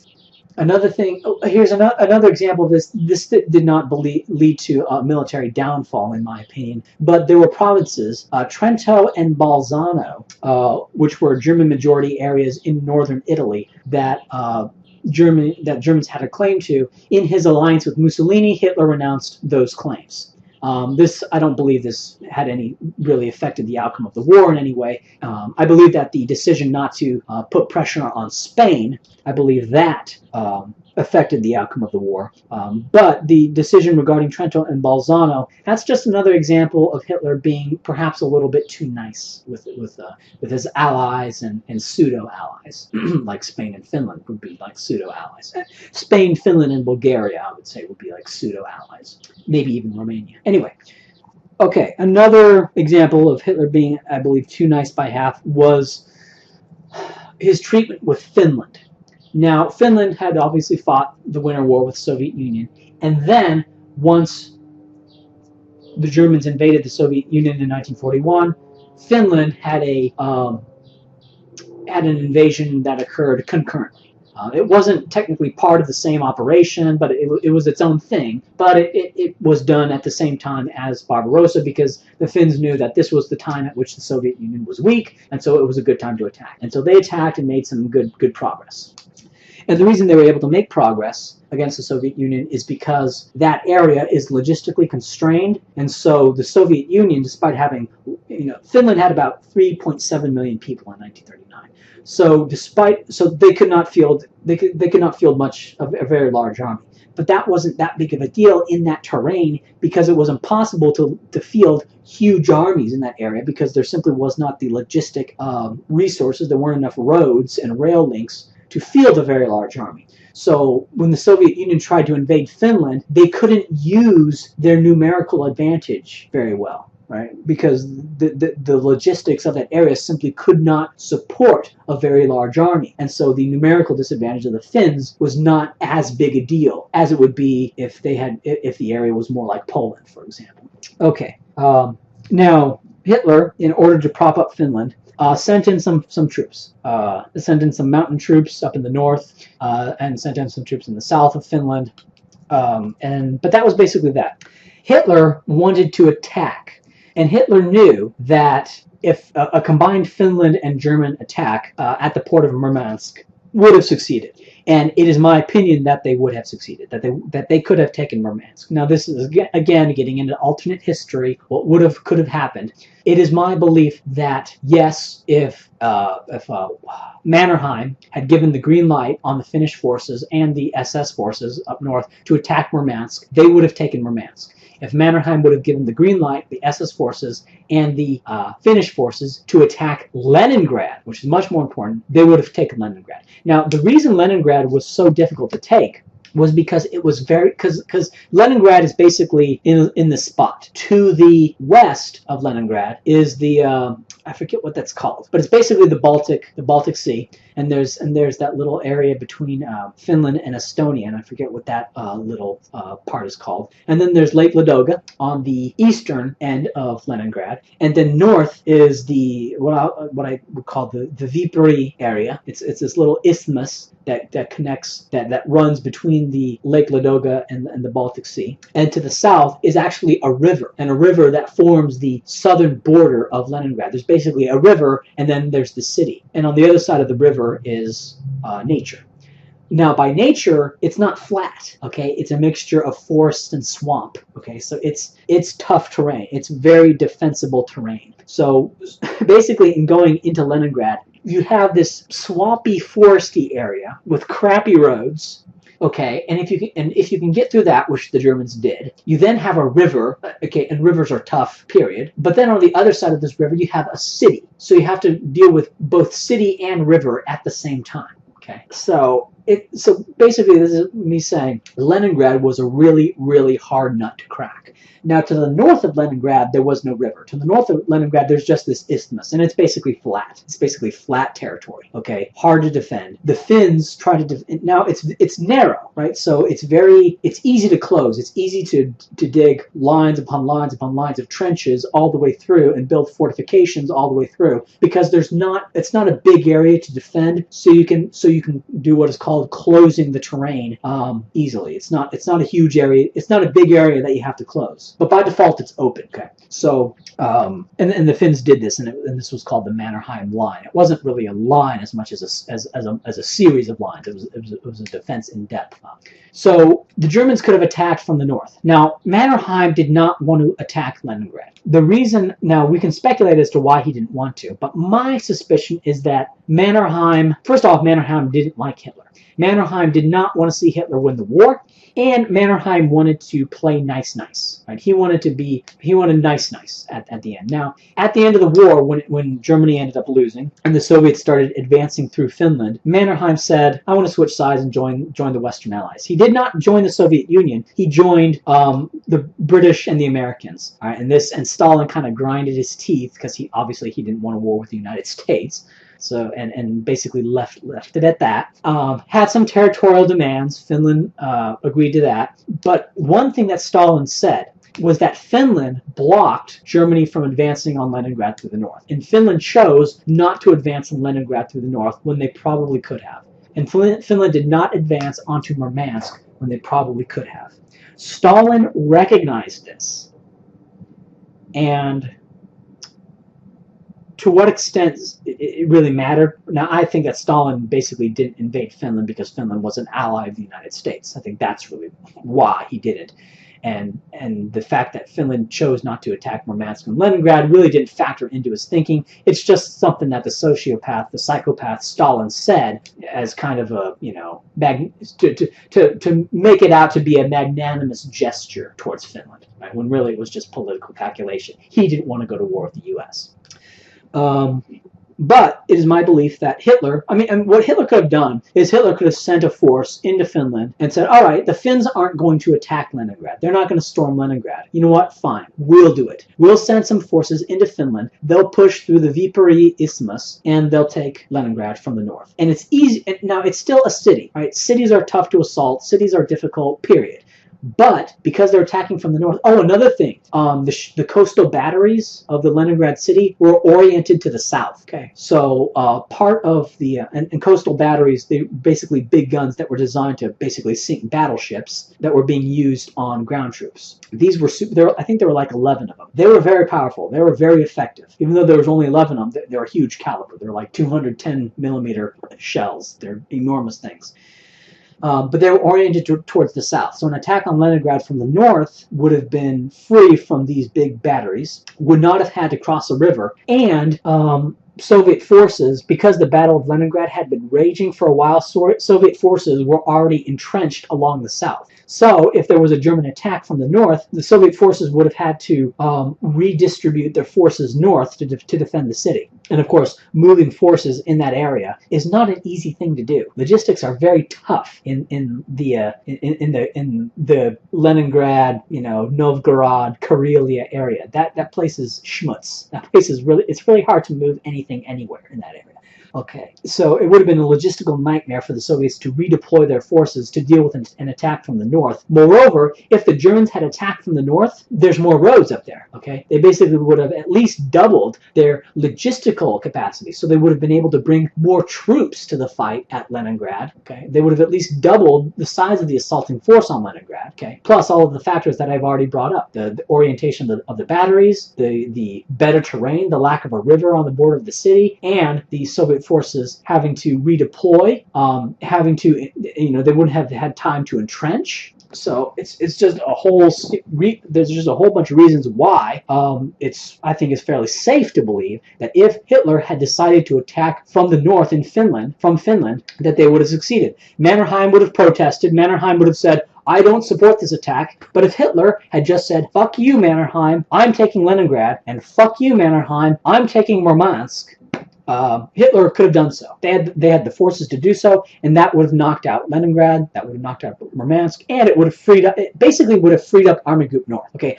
Army Group North at that point could then have been used to bolster Army Group Center or Army Group South, or to advance on Moscow itself as its own entity, right? Because the siege of Leningrad was tying up more German forces than it was Soviet forces. Okay, plus Soviet forces were cheaper and there were more of them, right? And so generally, as a rule of thumb, you're going to have, the Germans should have, like, for example, I believe it was about 2 to 3. It generally took about 2 German forces. It took, like, for example, it would take 2,000 German forces to tie up 3,000 Soviet forces. Basically, you could have a front with 2,000 German forces, 2,000 German infantry, 3,000 Soviet infantry, and that front would basically be stable. That would be rough parity. Okay, so and so the fact that Leningrad was tying down not only the standard 2 to 3 ratio, but actually more German forces than it was tying down Soviet forces, that was a big effect. Okay. Also, Leningrad was producing a certain amount of industrial goods, and there was a force there. If Leningrad was taken, that force would have been. They were already having supply problems. They weren't completely cut off. That's kind of a myth, but they were partially cut off. The supplies they were getting were going over the Lake Ladoga, the ice road. The road of life, as it was called, and it was but there was still a substantial military force there, and completely cutting off Leningrad would have been just another kerplunking, another big encirclement, a big mass surrender, like Kiev, like Bryansk-Orel, like Brest-Litovsk, and like Minsk. Those big encirclements, big mass surrenders. Entire armies surrendering. It would have been one more of those things, but the strategic implications of the fall of Leningrad would have been more than that, because it would have taken out that port, it would have freed up the northern flank, it would have eased logistical problems much better, because now the Germans have access to that port. Now the Germans can send supplies from Leningrad, instead of the supplies having to come from Riga up to Army Group North, or Tallinn from Army Group North. It could have come straight from Leningrad, which was a bigger port, and there were better roads coming from it. As bad as they were better than the roads coming from Riga, and that would have been a logistic advantage. There's a whole bunch of reasons why capturing Leningrad would have been a really good thing, right? But Hitler thought it more important to respect Mannerheim's wishes than to, quite frankly, Hitler found it more important to respect Mannerheim's wishes than to win the war, as it turned out. Now, Hitler probably didn't think it that way. Hitler probably didn't think that this would have cost him the war. But in hindsight, if Hitler had known what would have happened, if Hitler had known the history that we know, basically, if Hitler could get in a time machine, come to today, see the history of World War II, and then go back and change his decisions accordingly, I believe he would have said fuck you to Mannerheim and would have taken Leningrad and Murmansk, and would have said fuck you to Franco and would have taken Gibraltar. Okay. The next thing, and this is something that isn't really talked about much, Turkey, bringing Turkey into the war. Now, there's been a lot of talk by Hitler and the Nazis of wanting to bring Turkey into the war. And that would have taken Constantinople, would have blocked off access to the Black Sea, and it would have put them in striking distance of the oil fields. Right? It would have been, and because they were, instead of having to attack towards Baku, all the way across the Ukraine, and all the way down into the Caucasus, into the Baku, they could have gone. They could have gone through Turkey. Now, still, they would have had to supply their troops through Turkey, but Turkey would have been an ally, and so that would have been neutral territory. The logistics would not have been destroyed by the retreating Red Army. Okay, so it'd be better logistics, and they could attack into the Caucasus Mountains from there, from the south, instead of having to attack into the Caucasus Mountains from the north. In order to get to Baku, they would have had they had to basically had to go through the Caucasus Mountains. But with Turkey, they could go through the south and be in a much better logistical situation. At the very least, they could have then attacked through the Caucasus from both the north and the south, because they would have the logistical capacity to do so. So bringing Turkey into the war, that would have been a very useful thing. Plus, Turkey had about 17 million people, and people is power. You can use people for things. 17 million people. They weren't really the best troops in the planet. They were probably, the Turkish military, man for man, was probably on par with, well, quite frankly, was probably on par with the Italian army.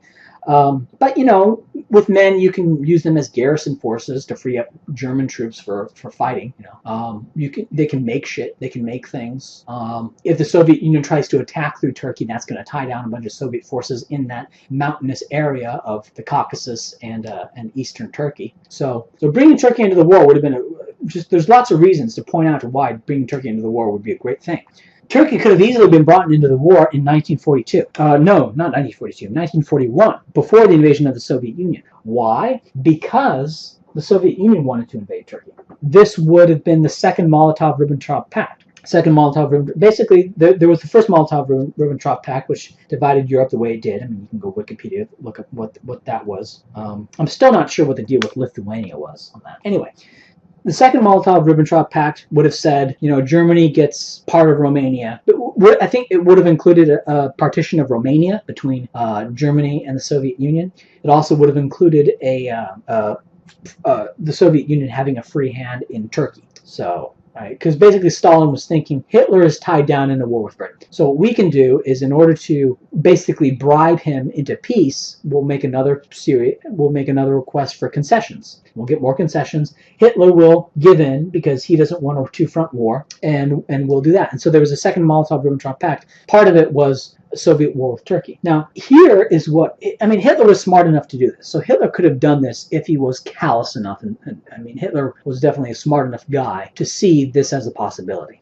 Don't agree to any partition of Romania. Romania is too important because of Ploesti. Okay. Also, Romania had about 20 million people. Okay, so Romania is important in terms of manpower and oil. So you don't want to give up Romania. Romania as an Axis satellite. Okay, you want to keep Romania. That's very important. But if you say, okay, Mr. Soviet Union, we'll give you a free hand in Turkey, what does that do? Well, then the Soviet Union, like they invaded Finland, they invade Turkey.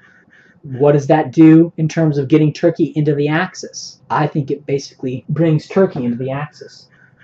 Let's say in, February of 1941. Let's say you agree on February 1941 to this deal. Say, okay, U.S. Stalin, you can have Turkey. That's what we'll agree to. Stalin would probably accept that and say, all right, we're going to invade. As it turned out, Hitler just dismissed the second Molotov-Ribbentrop Pact.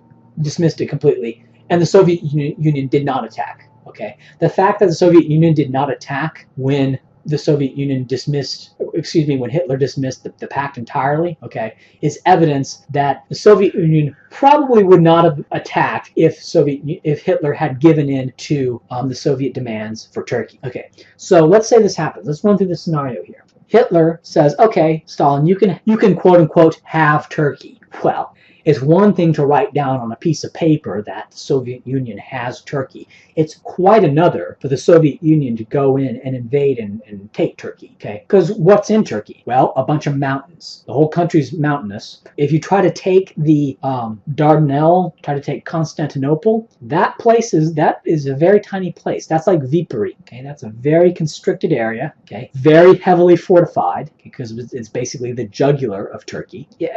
My opinion is that if the Soviet Union invaded Turkey, they would have had a bad time, like they did in Finland. Maybe even more so because the population of Turkey is much larger.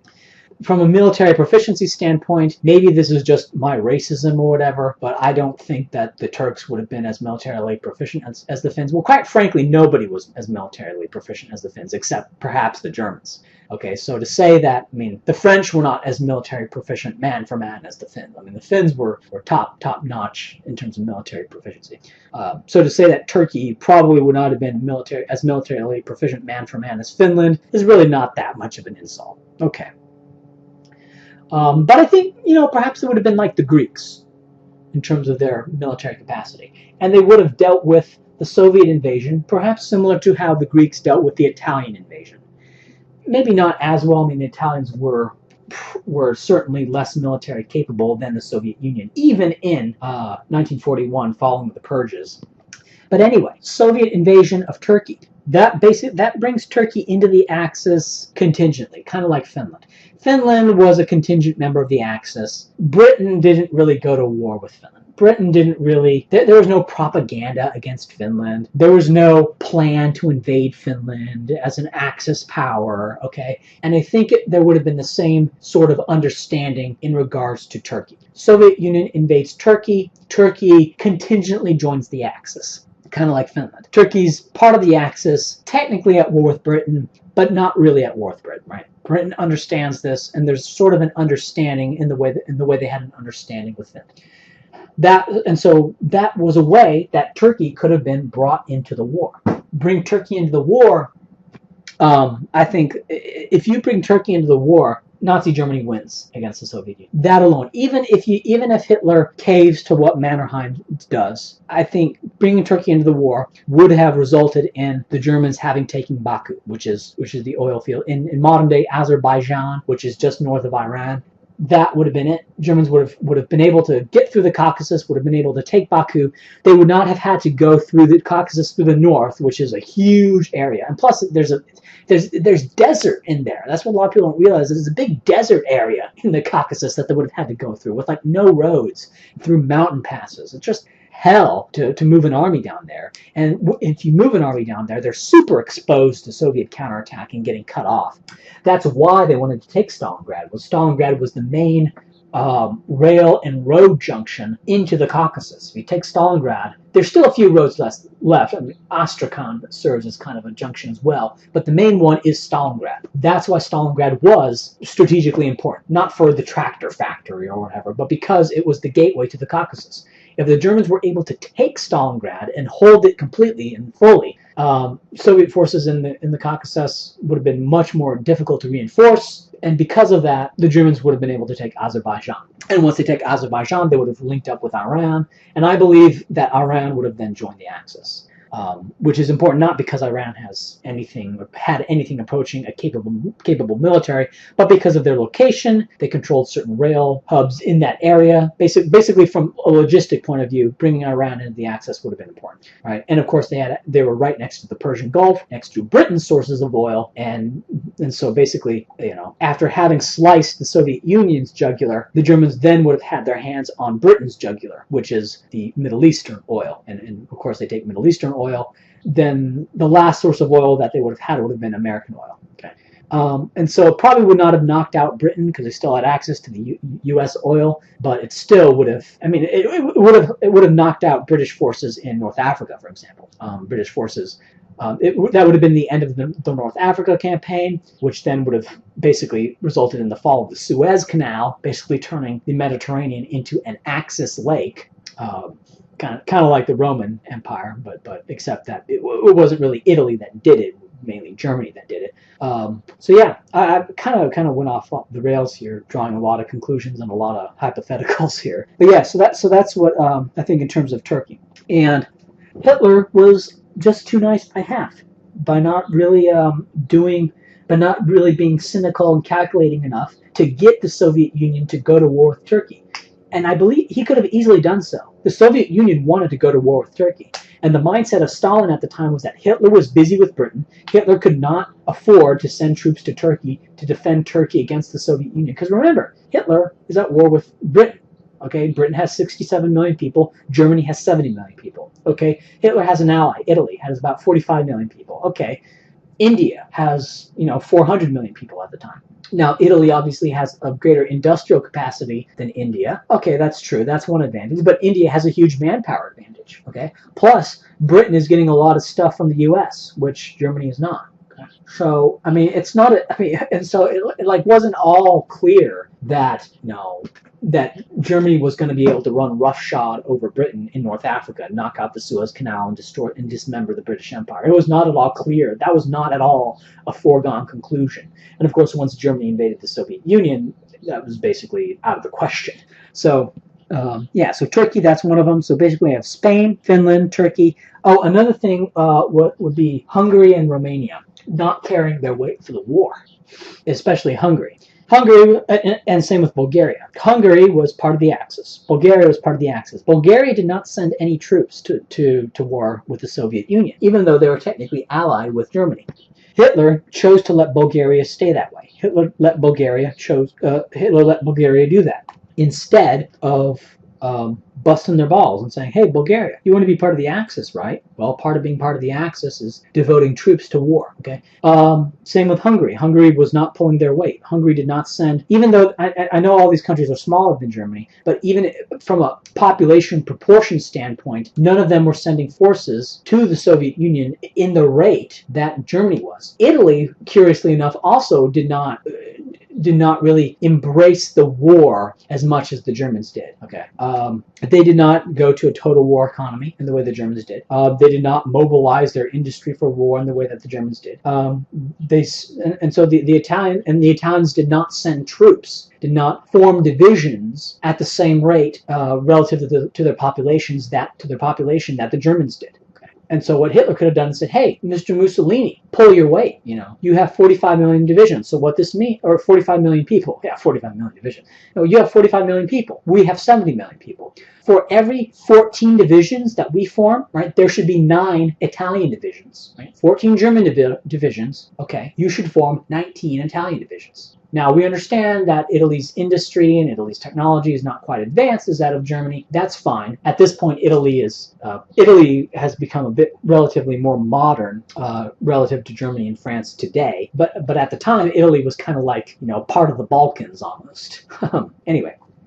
So that's what Hitler could have done. The Axis satellites of Italy, Bulgaria, Romania, and Hungary would have had no real choice but to send that many troops, to raise this many troops, to send basically to the Soviet Union as cannon fodder. And Hitler could have done that, and he did that to a limited degree, but not as much of a degree as he should have. If he wanted to seriously win the war, if he seriously wanted to win the war, he could have said to Hungary, "Okay, you have 9 million people. There's 70 million people in Germany. So for every 70 divisions that we form, you should form 9. Romania, for you, after the pieces of the country that were chopped off by the Soviet Union and then Transylvania taken by Hungary, okay, 19. For every 70 million divisions the Germans form, Romania, you should form 19 divisions. Bulgaria, 6 divisions, right, based on your population. Turkey, 17 divisions. But Hitler didn't do that. Hitler was too nice of a guy. He was too nice with his allies, at least. Now, was Hitler a nice guy? Certainly not. Right? Hitler not only killed lots of people that he proclaimed were undesirables, but he even killed a lot of people within the Nazi Party. The Night of the Long Knives. He killed a lot of long-standing friends. Right? He turned on allies as well. Right? He turned on people who trusted him as well. Okay, so Hitler was a very ruthless man when he could be, but he wasn't very ruthless in regards to his international political dealings. In terms of his dealings with Spain, Hungary, Romania, Bulgaria, Turkey, Croatia, following the dissolution of Yugoslavia, and Finland, he was very light with them. In fact, too light. Light to a fault. Kind to a fault. And so that is a very strange contradiction in Hitler, in that he is, in one sphere, you see him being absolutely brutal and absolutely ruthless, but then in this other sphere, you see him being kind, self-destructive kindness, self-destructive deference, right? He doesn't say, hey, Soviet Union, sure, we'll give you Turkey, basically as a ploy to bring Turkey into the Axis, right? But he doesn't do that, because he's more interested in the legality of the things. He's more interested in being a kind, upstanding, For example, when Italy was losing the war and starting to lose, a lot of his generals were saying, just let Italy go under, okay? Just let Italy, fall to the Allies, and if Italy falls to the Allies, it's not the end of the world, because we then have the Alps, and if they want to try to invade Germany from the south, they'll have to go through the Alps, which they're not going to be able to get through. Okay, we can very easily defend it. But Hitler said, no, not not for any strategic military reasons, but because he didn't want to let his friend down. He said something to the extent of, I'll show the world that I don't let down a friend. I'll show the world that I am a good friend, that I am a faithful ally. That's what he was concerned about. And we could say, oh, that's just political posturing. There really was strategic reasons to hang on to Italy. Well, I think that his treatment of Spain, Finland, Turkey, and the Balkan Axis satellites, that's all evidence that Hitler was probably genuine. Now, maybe there were real strategic reasons to defend Italy. I quite frankly find the idea that the Alps were an impenetrable line to be a bit suspect, that the fighting in Italy actually did prevent a thrust into Germany later on. But based on this, I think Hitler was a bit too kind to his international allies, a bit too kind to them. This also goes along with what he did with Britain. Hitler didn't really prosecute the war against Britain with the full fervor that he should have if he wanted to win. He did not immediately support an expansion of the U-boat arm.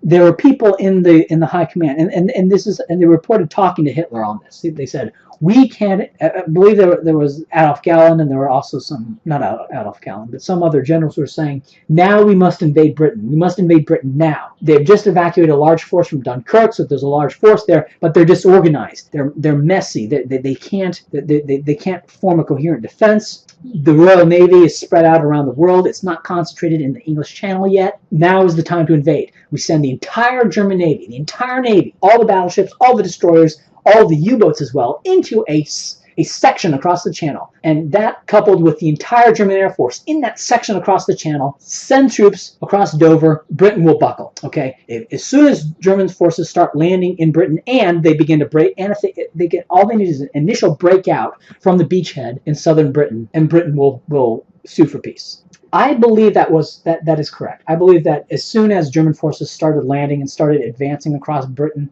Britain would have buckled faster than France did. I mean, I know, the British Bulldog, they're going to fight on to the end, into the hills. No, that's what Churchill said, okay? Churchill said that. That's all, okay? They didn't actually do that, okay? The French came closer to actually doing that than the British ever did, okay? When the main force, the main armored and mechanized and better trained and more artillery forces up in Holland and Belgium were destroyed by sickle stroke in 1940, the remainder of the French army was more infantry based. There was a French army, and this was about half of the military forces in the continent arrayed against Hitler. The one half was in Holland and Belgium, and this was the main force. It was more tanks, more artillery, and the better trained troops. The worst half remained in France, behind the Maginot Line and behind Belgium. Once the Nazis had destroyed the army groups in Holland and Belgium, they then turned on this basically reserve force, this not as good force, composed entirely of French. This force put up a longer, more effective resistance than the force in the north did, and put up more casualties. And even towards the end, they began to develop counter-blitzkrieg tactics. They began to stop arraying forces in a single line. They started having defense in depth, right, to contain breakthroughs. And they started to have hedgehog tactics, that is, positions that were designed to be encircled and to hold out until a possible relief, okay? So they had developed counter blitzkrieg tactics, and so they had fought. They had fought hard. They had fought harder than, they didn't just surrender. They didn't just buckle at the first gunshot, okay? If we look at the Channel Islands were British islands, okay? Now, the Germans invaded the Channel Islands. There wasn't much resistance there. There's two little islands in the channel. And the supposed, or the hypothetical British resistance, the British, to the wall, I guess what it's called, bomb in our hand, dagger in our teeth, and infinite scorn in our hearts. Right? That didn't really materialize in the British Channel. In the British Channel, they kind of welcomed the German garrison there. They welcomed them. They sold them stuff. They cooperated. They turned in. I don't know how many Jews were on the Channel Island, but they turned in whoever the Nazis wanted turned in. They're very cooperative. And there was a very good relation between the Germans and the British. I think a lot of it had to do with Hitler's adoration of the British Empire, and so the German troops were being propagandized to take a favorable view towards the British population. And in turn, the British population there were kind of favorable to the Nazis. So, and so this idea that the British are going to fight to the end, they're going to go to the wall in Britain. Well, they didn't go to the wall in Greece as soon as they were surrounded and encircled. When the Russians would be surrounded and encircled, they would fight on to the death. The Russians went to the wall. Okay, the Russians fought past the point of absolute hopelessness. Okay, the British in Greece did not. Okay, the British in North Africa did not. Okay, when they saw it was hopeless, they surrendered, and that was it. Right. And another thing a lot of people don't realize is that in September, October of 1940, right after the fall of France, public opinion in Britain was not as pro-war as it later became. Right? This is kind of a forgotten fact in history that British public opinion towards the war was more pro-war in 1944 than it was in 1940. Because in 1940, people in Britain were going, well, what are we going to do? So what are we going to do? Are we going to defeat Nazi Germany ourselves? Like, really? I mean, in terms of the power of, first off, Nazi Germany has the jump on us. Okay, they're better prepared than us. One. Two, from a population standpoint, they have a slightly higher population. They have, from an industrial output standpoint, they're slightly less than the entirety of the British. Britain plus Canada, Australia, New Zealand, and South Africa combined had an industrial capacity that was higher than that of Germany. So they had but not much higher. They were basically the same. So they had slightly higher industrial capacity, slightly less population. The allies of Germany were kind of dubious, but so were the colonial forces of the British. India, there were kind of dubious forces as well. So, people in Britain were thinking, what are we doing? What are we going to do? Are we going to invade France and liberate France? Okay, attack go on the offensive, an amphibious offensive into France. Storm a beachhead ourselves against Germany ourselves. Attack through France. How many of our boys have to die to do this in a war where both sides are evenly matched, or will be, once we catch up to them, once this, the German better preparedness that they had early in the war kind of, washes out over time. And that was another thing, that in order to win the war, they have to, even if they had a strategic advantage, they're at a tactical disadvantage. So it takes time for whatever strategic advantages they have to manifest. Okay, that was British opinion at the time. And of course, at that very moment, their cities were being bombed. They didn't like that. They're having to face rations because the U-boats were cutting off, not completely cutting off, but they were reducing the amount of food that was going to Britain. Okay, so and moreover, there was conjecture regarding Hitler's peace offer to Britain. Hitler's peace offer, of course, was magnanimous. It was basically a white peace. Basically, Britain, status quo. We're not going to demand anything of you. That was Hitler's peace offer.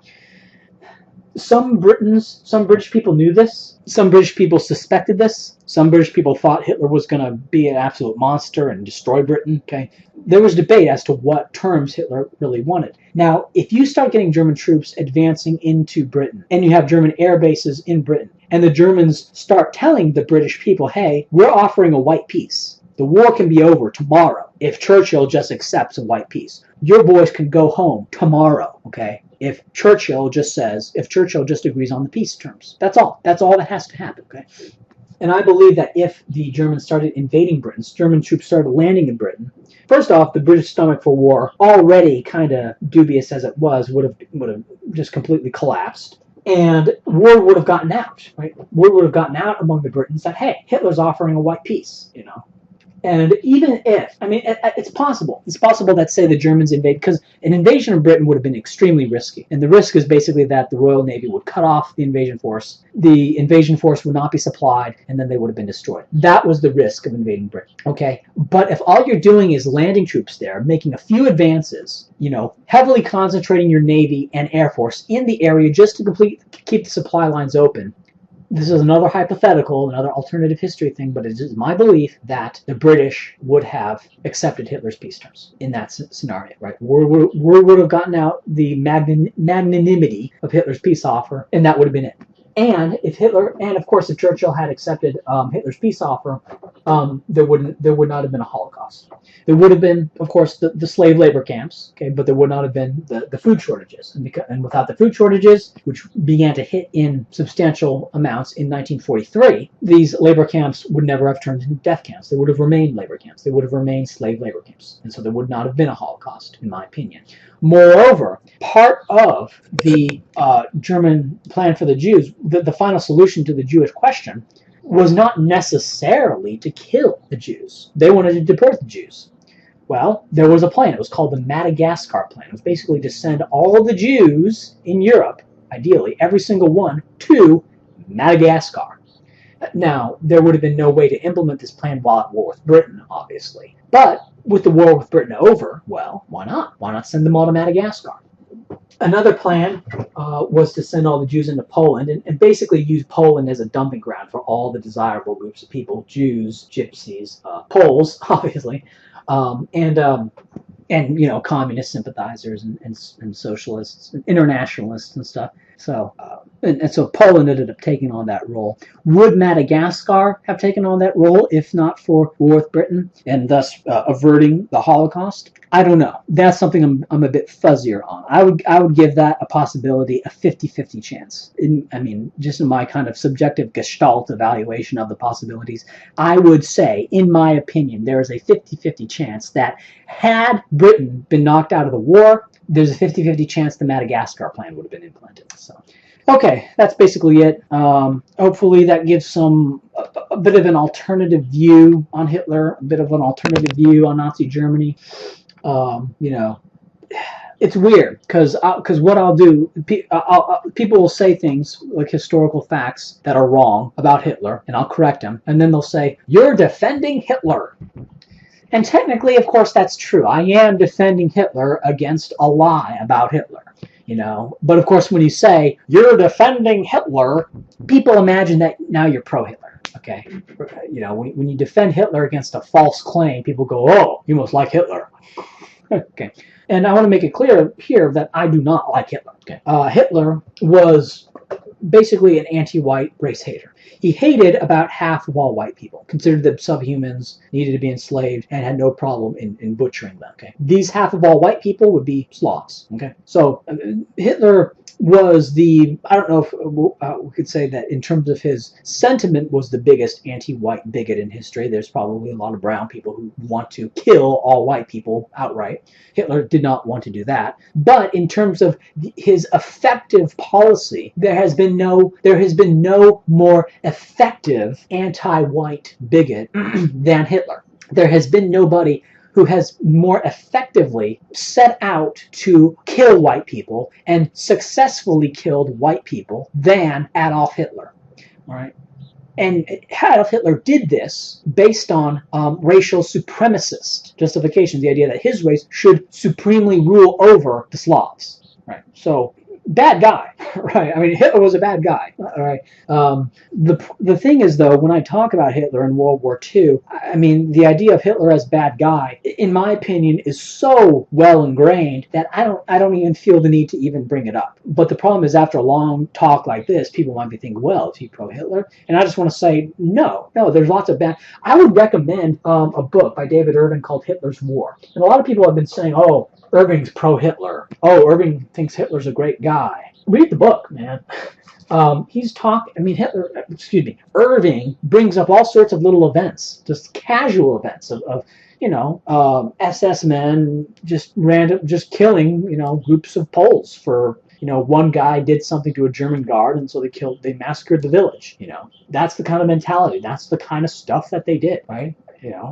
I would recommend David Irving's work I would recommend reading David Irving for an idea of just how savage the Nazi regime was and just how brutal it was. That sounds kind of odd. People think, oh, read David Irving first. for his Holocaust revisionism, but I'm saying, well, actually, I think that's good too. But also, I think Irving, and Irving actually changed his view on the Holocaust.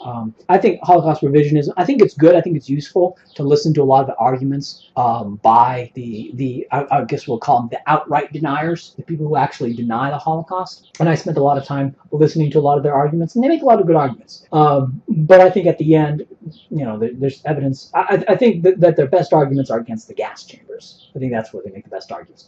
But in terms of people going to these camps and then being killed, I mean, basically they were. I mean, there's overwhelming evidence that millions of people were sent to these camps and killed. The numbers were exaggerated, certainly. There's a lot of hysteria following World War II and the Nuremberg trials and the Nuremberg tribunals, right? A lot of law that was made up on the spot, a lot of law that was made up specifically for this event, right? Which is not how law is supposed to work. The law is supposed to be made beforehand. Anyway, and so there's a lot of that stuff going on. I call them the Nuremberg show trials. So there's a lot of bullshit about that. I mean, and a lot of people don't realize is that it took a while for the gas chambers to become the main thing that was said. Early on, if you look at the testimony, you have all sorts of bizarre explanation for what was going on. You had you had electric plates. You had people saying that there were electric plates. You had the pedal-powered brain-bashing machines. Okay. You had basically vacuum chambers. People were sent into chambers and they were turned into a vacuum, and so the people in there just exploded. And of course, also the criticism of the gas chambers, which were not sealed, and they had no mechanism by which to evacuate the gas. And there's like, oh, look at all these Zyklon B residues. Well, it was funny because the shower chambers they're always being located right next to the lousing disinfecting chambers, right, which were smaller and actually were sealed and actually did have a gas evacuation mechanism. Basically, people put in their clothes, the clothes were sprayed with Zyklon B, okay, and then the clothes were removed, right, and then they would go into and then they would go into the showers and be showered, right. That was the plan. And of course, and another funny thing is, like, you look at these death camps and they say, oh, these were death camps. These were death camps, and they had electrified fences because they didn't want people escaping. But these electrified fences had signs on them that said, warning, it's going to kill you. I think that's kind of where the idea of the electric plates came from, because they had electric fences that killed people. But it's like, why would they have warning signs on the fences if they wanted these people if these were in fact death camps? It doesn't make much sense. Why would they have these hospitals if they were death camps? It's kind of silly. Now, obviously, they did become places where people went to, and basically going them was effectively a death sentence because they weren't getting food. Okay, what else do I want to talk about? I think that's really it. I think that's my view, just my views of World War II. It's a complicated. My views of World War II, my views of Hitler. It's a topic that I've been interested for a very long time. I think I'm fairly knowledgeable about it, and I think that's basically what I wanted to say. It's hard to summarize something that I've been saying for so long, or it's hard to summarize a kind of an extemporaneous thing that I'm doing here. Basically, all I can say is that history is really complicated. Pageant views of history tend to suck. Right? Pageant views of history, what I call the progressive view of history, that is history kind of like a fairy tale sort of pop-up book idea of, we started here down low, but then we progressed to here up high, and then we overcome this challenge here, and overcoming this challenge led to a beautiful new world. I mean, this kind of pageant view of history, it's what you saw in the Soviet Union. Oh, we're progressing to the golden dawn in the future, or this idea of, oh, we defeated Hitler and now things are better. Oh, we passed civil rights, now things are going to be good. It's a constant onward and upward progression to greater and greater things. It's like, no, maybe there's a general trend to higher life expectancies or something like that. That's like, but even that's not an absolute thing. Even that's just a waggle, and it's not true worldwide. And history's a hash. History's super complicated, and I think having a firm understanding of World War II history is really useful because it trains your brain in understanding historical concepts that can be applied both forward and backward. Right? You can relate things. You can, because it's so complicated. Like World War II is really complicated. There's so many alliances. There's so many economic things going on. The military is also really complicated because there's logistics. And the military alliances, like with Finland, play into the logistics problems. And it's so fascinating and so complicated. And you can spend hours talking about it, as I have. And I think it makes one a more knowledgeable and more skillful. I wouldn't say smarter, because I think what we call quote unquote intelligence is largely a hardwired thing. But in terms of your skill in analysis can be greatly improved, and the logical structure of thought can be greatly improved by studying World War II history. And people and it's useful. It's really useful because it's so interesting, and people will spend hours listening to World War II history, whereas they're not going to spend the same amount of time listening to, say, Civil War history, right, or American Revolutionary, because that's more boring. There's not a whole lot of blowing up. And even when there's stuff that doesn't go boom in World War II history, you know that eventually it is going to go boom, right? Like we can talk about for example, the fact that that half of Germany's iron ore came from the Karuna out of the port of Narvik, which is in Norway. Like, who cares? In any other historical context, that fact would be incredibly boring. But because we're talking about World War II history, that fact is eventually going to go boom, right? And of course it does. Right? And when you bring something up, like, iron ore being shipped out of the port of Narvik, that, oh, he's talking about World War II, he's bringing up a fact, that fact's probably going to go boom, so I better listen, right? And so that's why it's interesting, and that's why the attention span for talks about World War II tend to be a bit longer than attention spans for talks about any other period in history. Okay, and I think I'll end on that note. I think trying to summarize what I've said in this entire spiel is kind of a fool's errand, so I'll just end this here.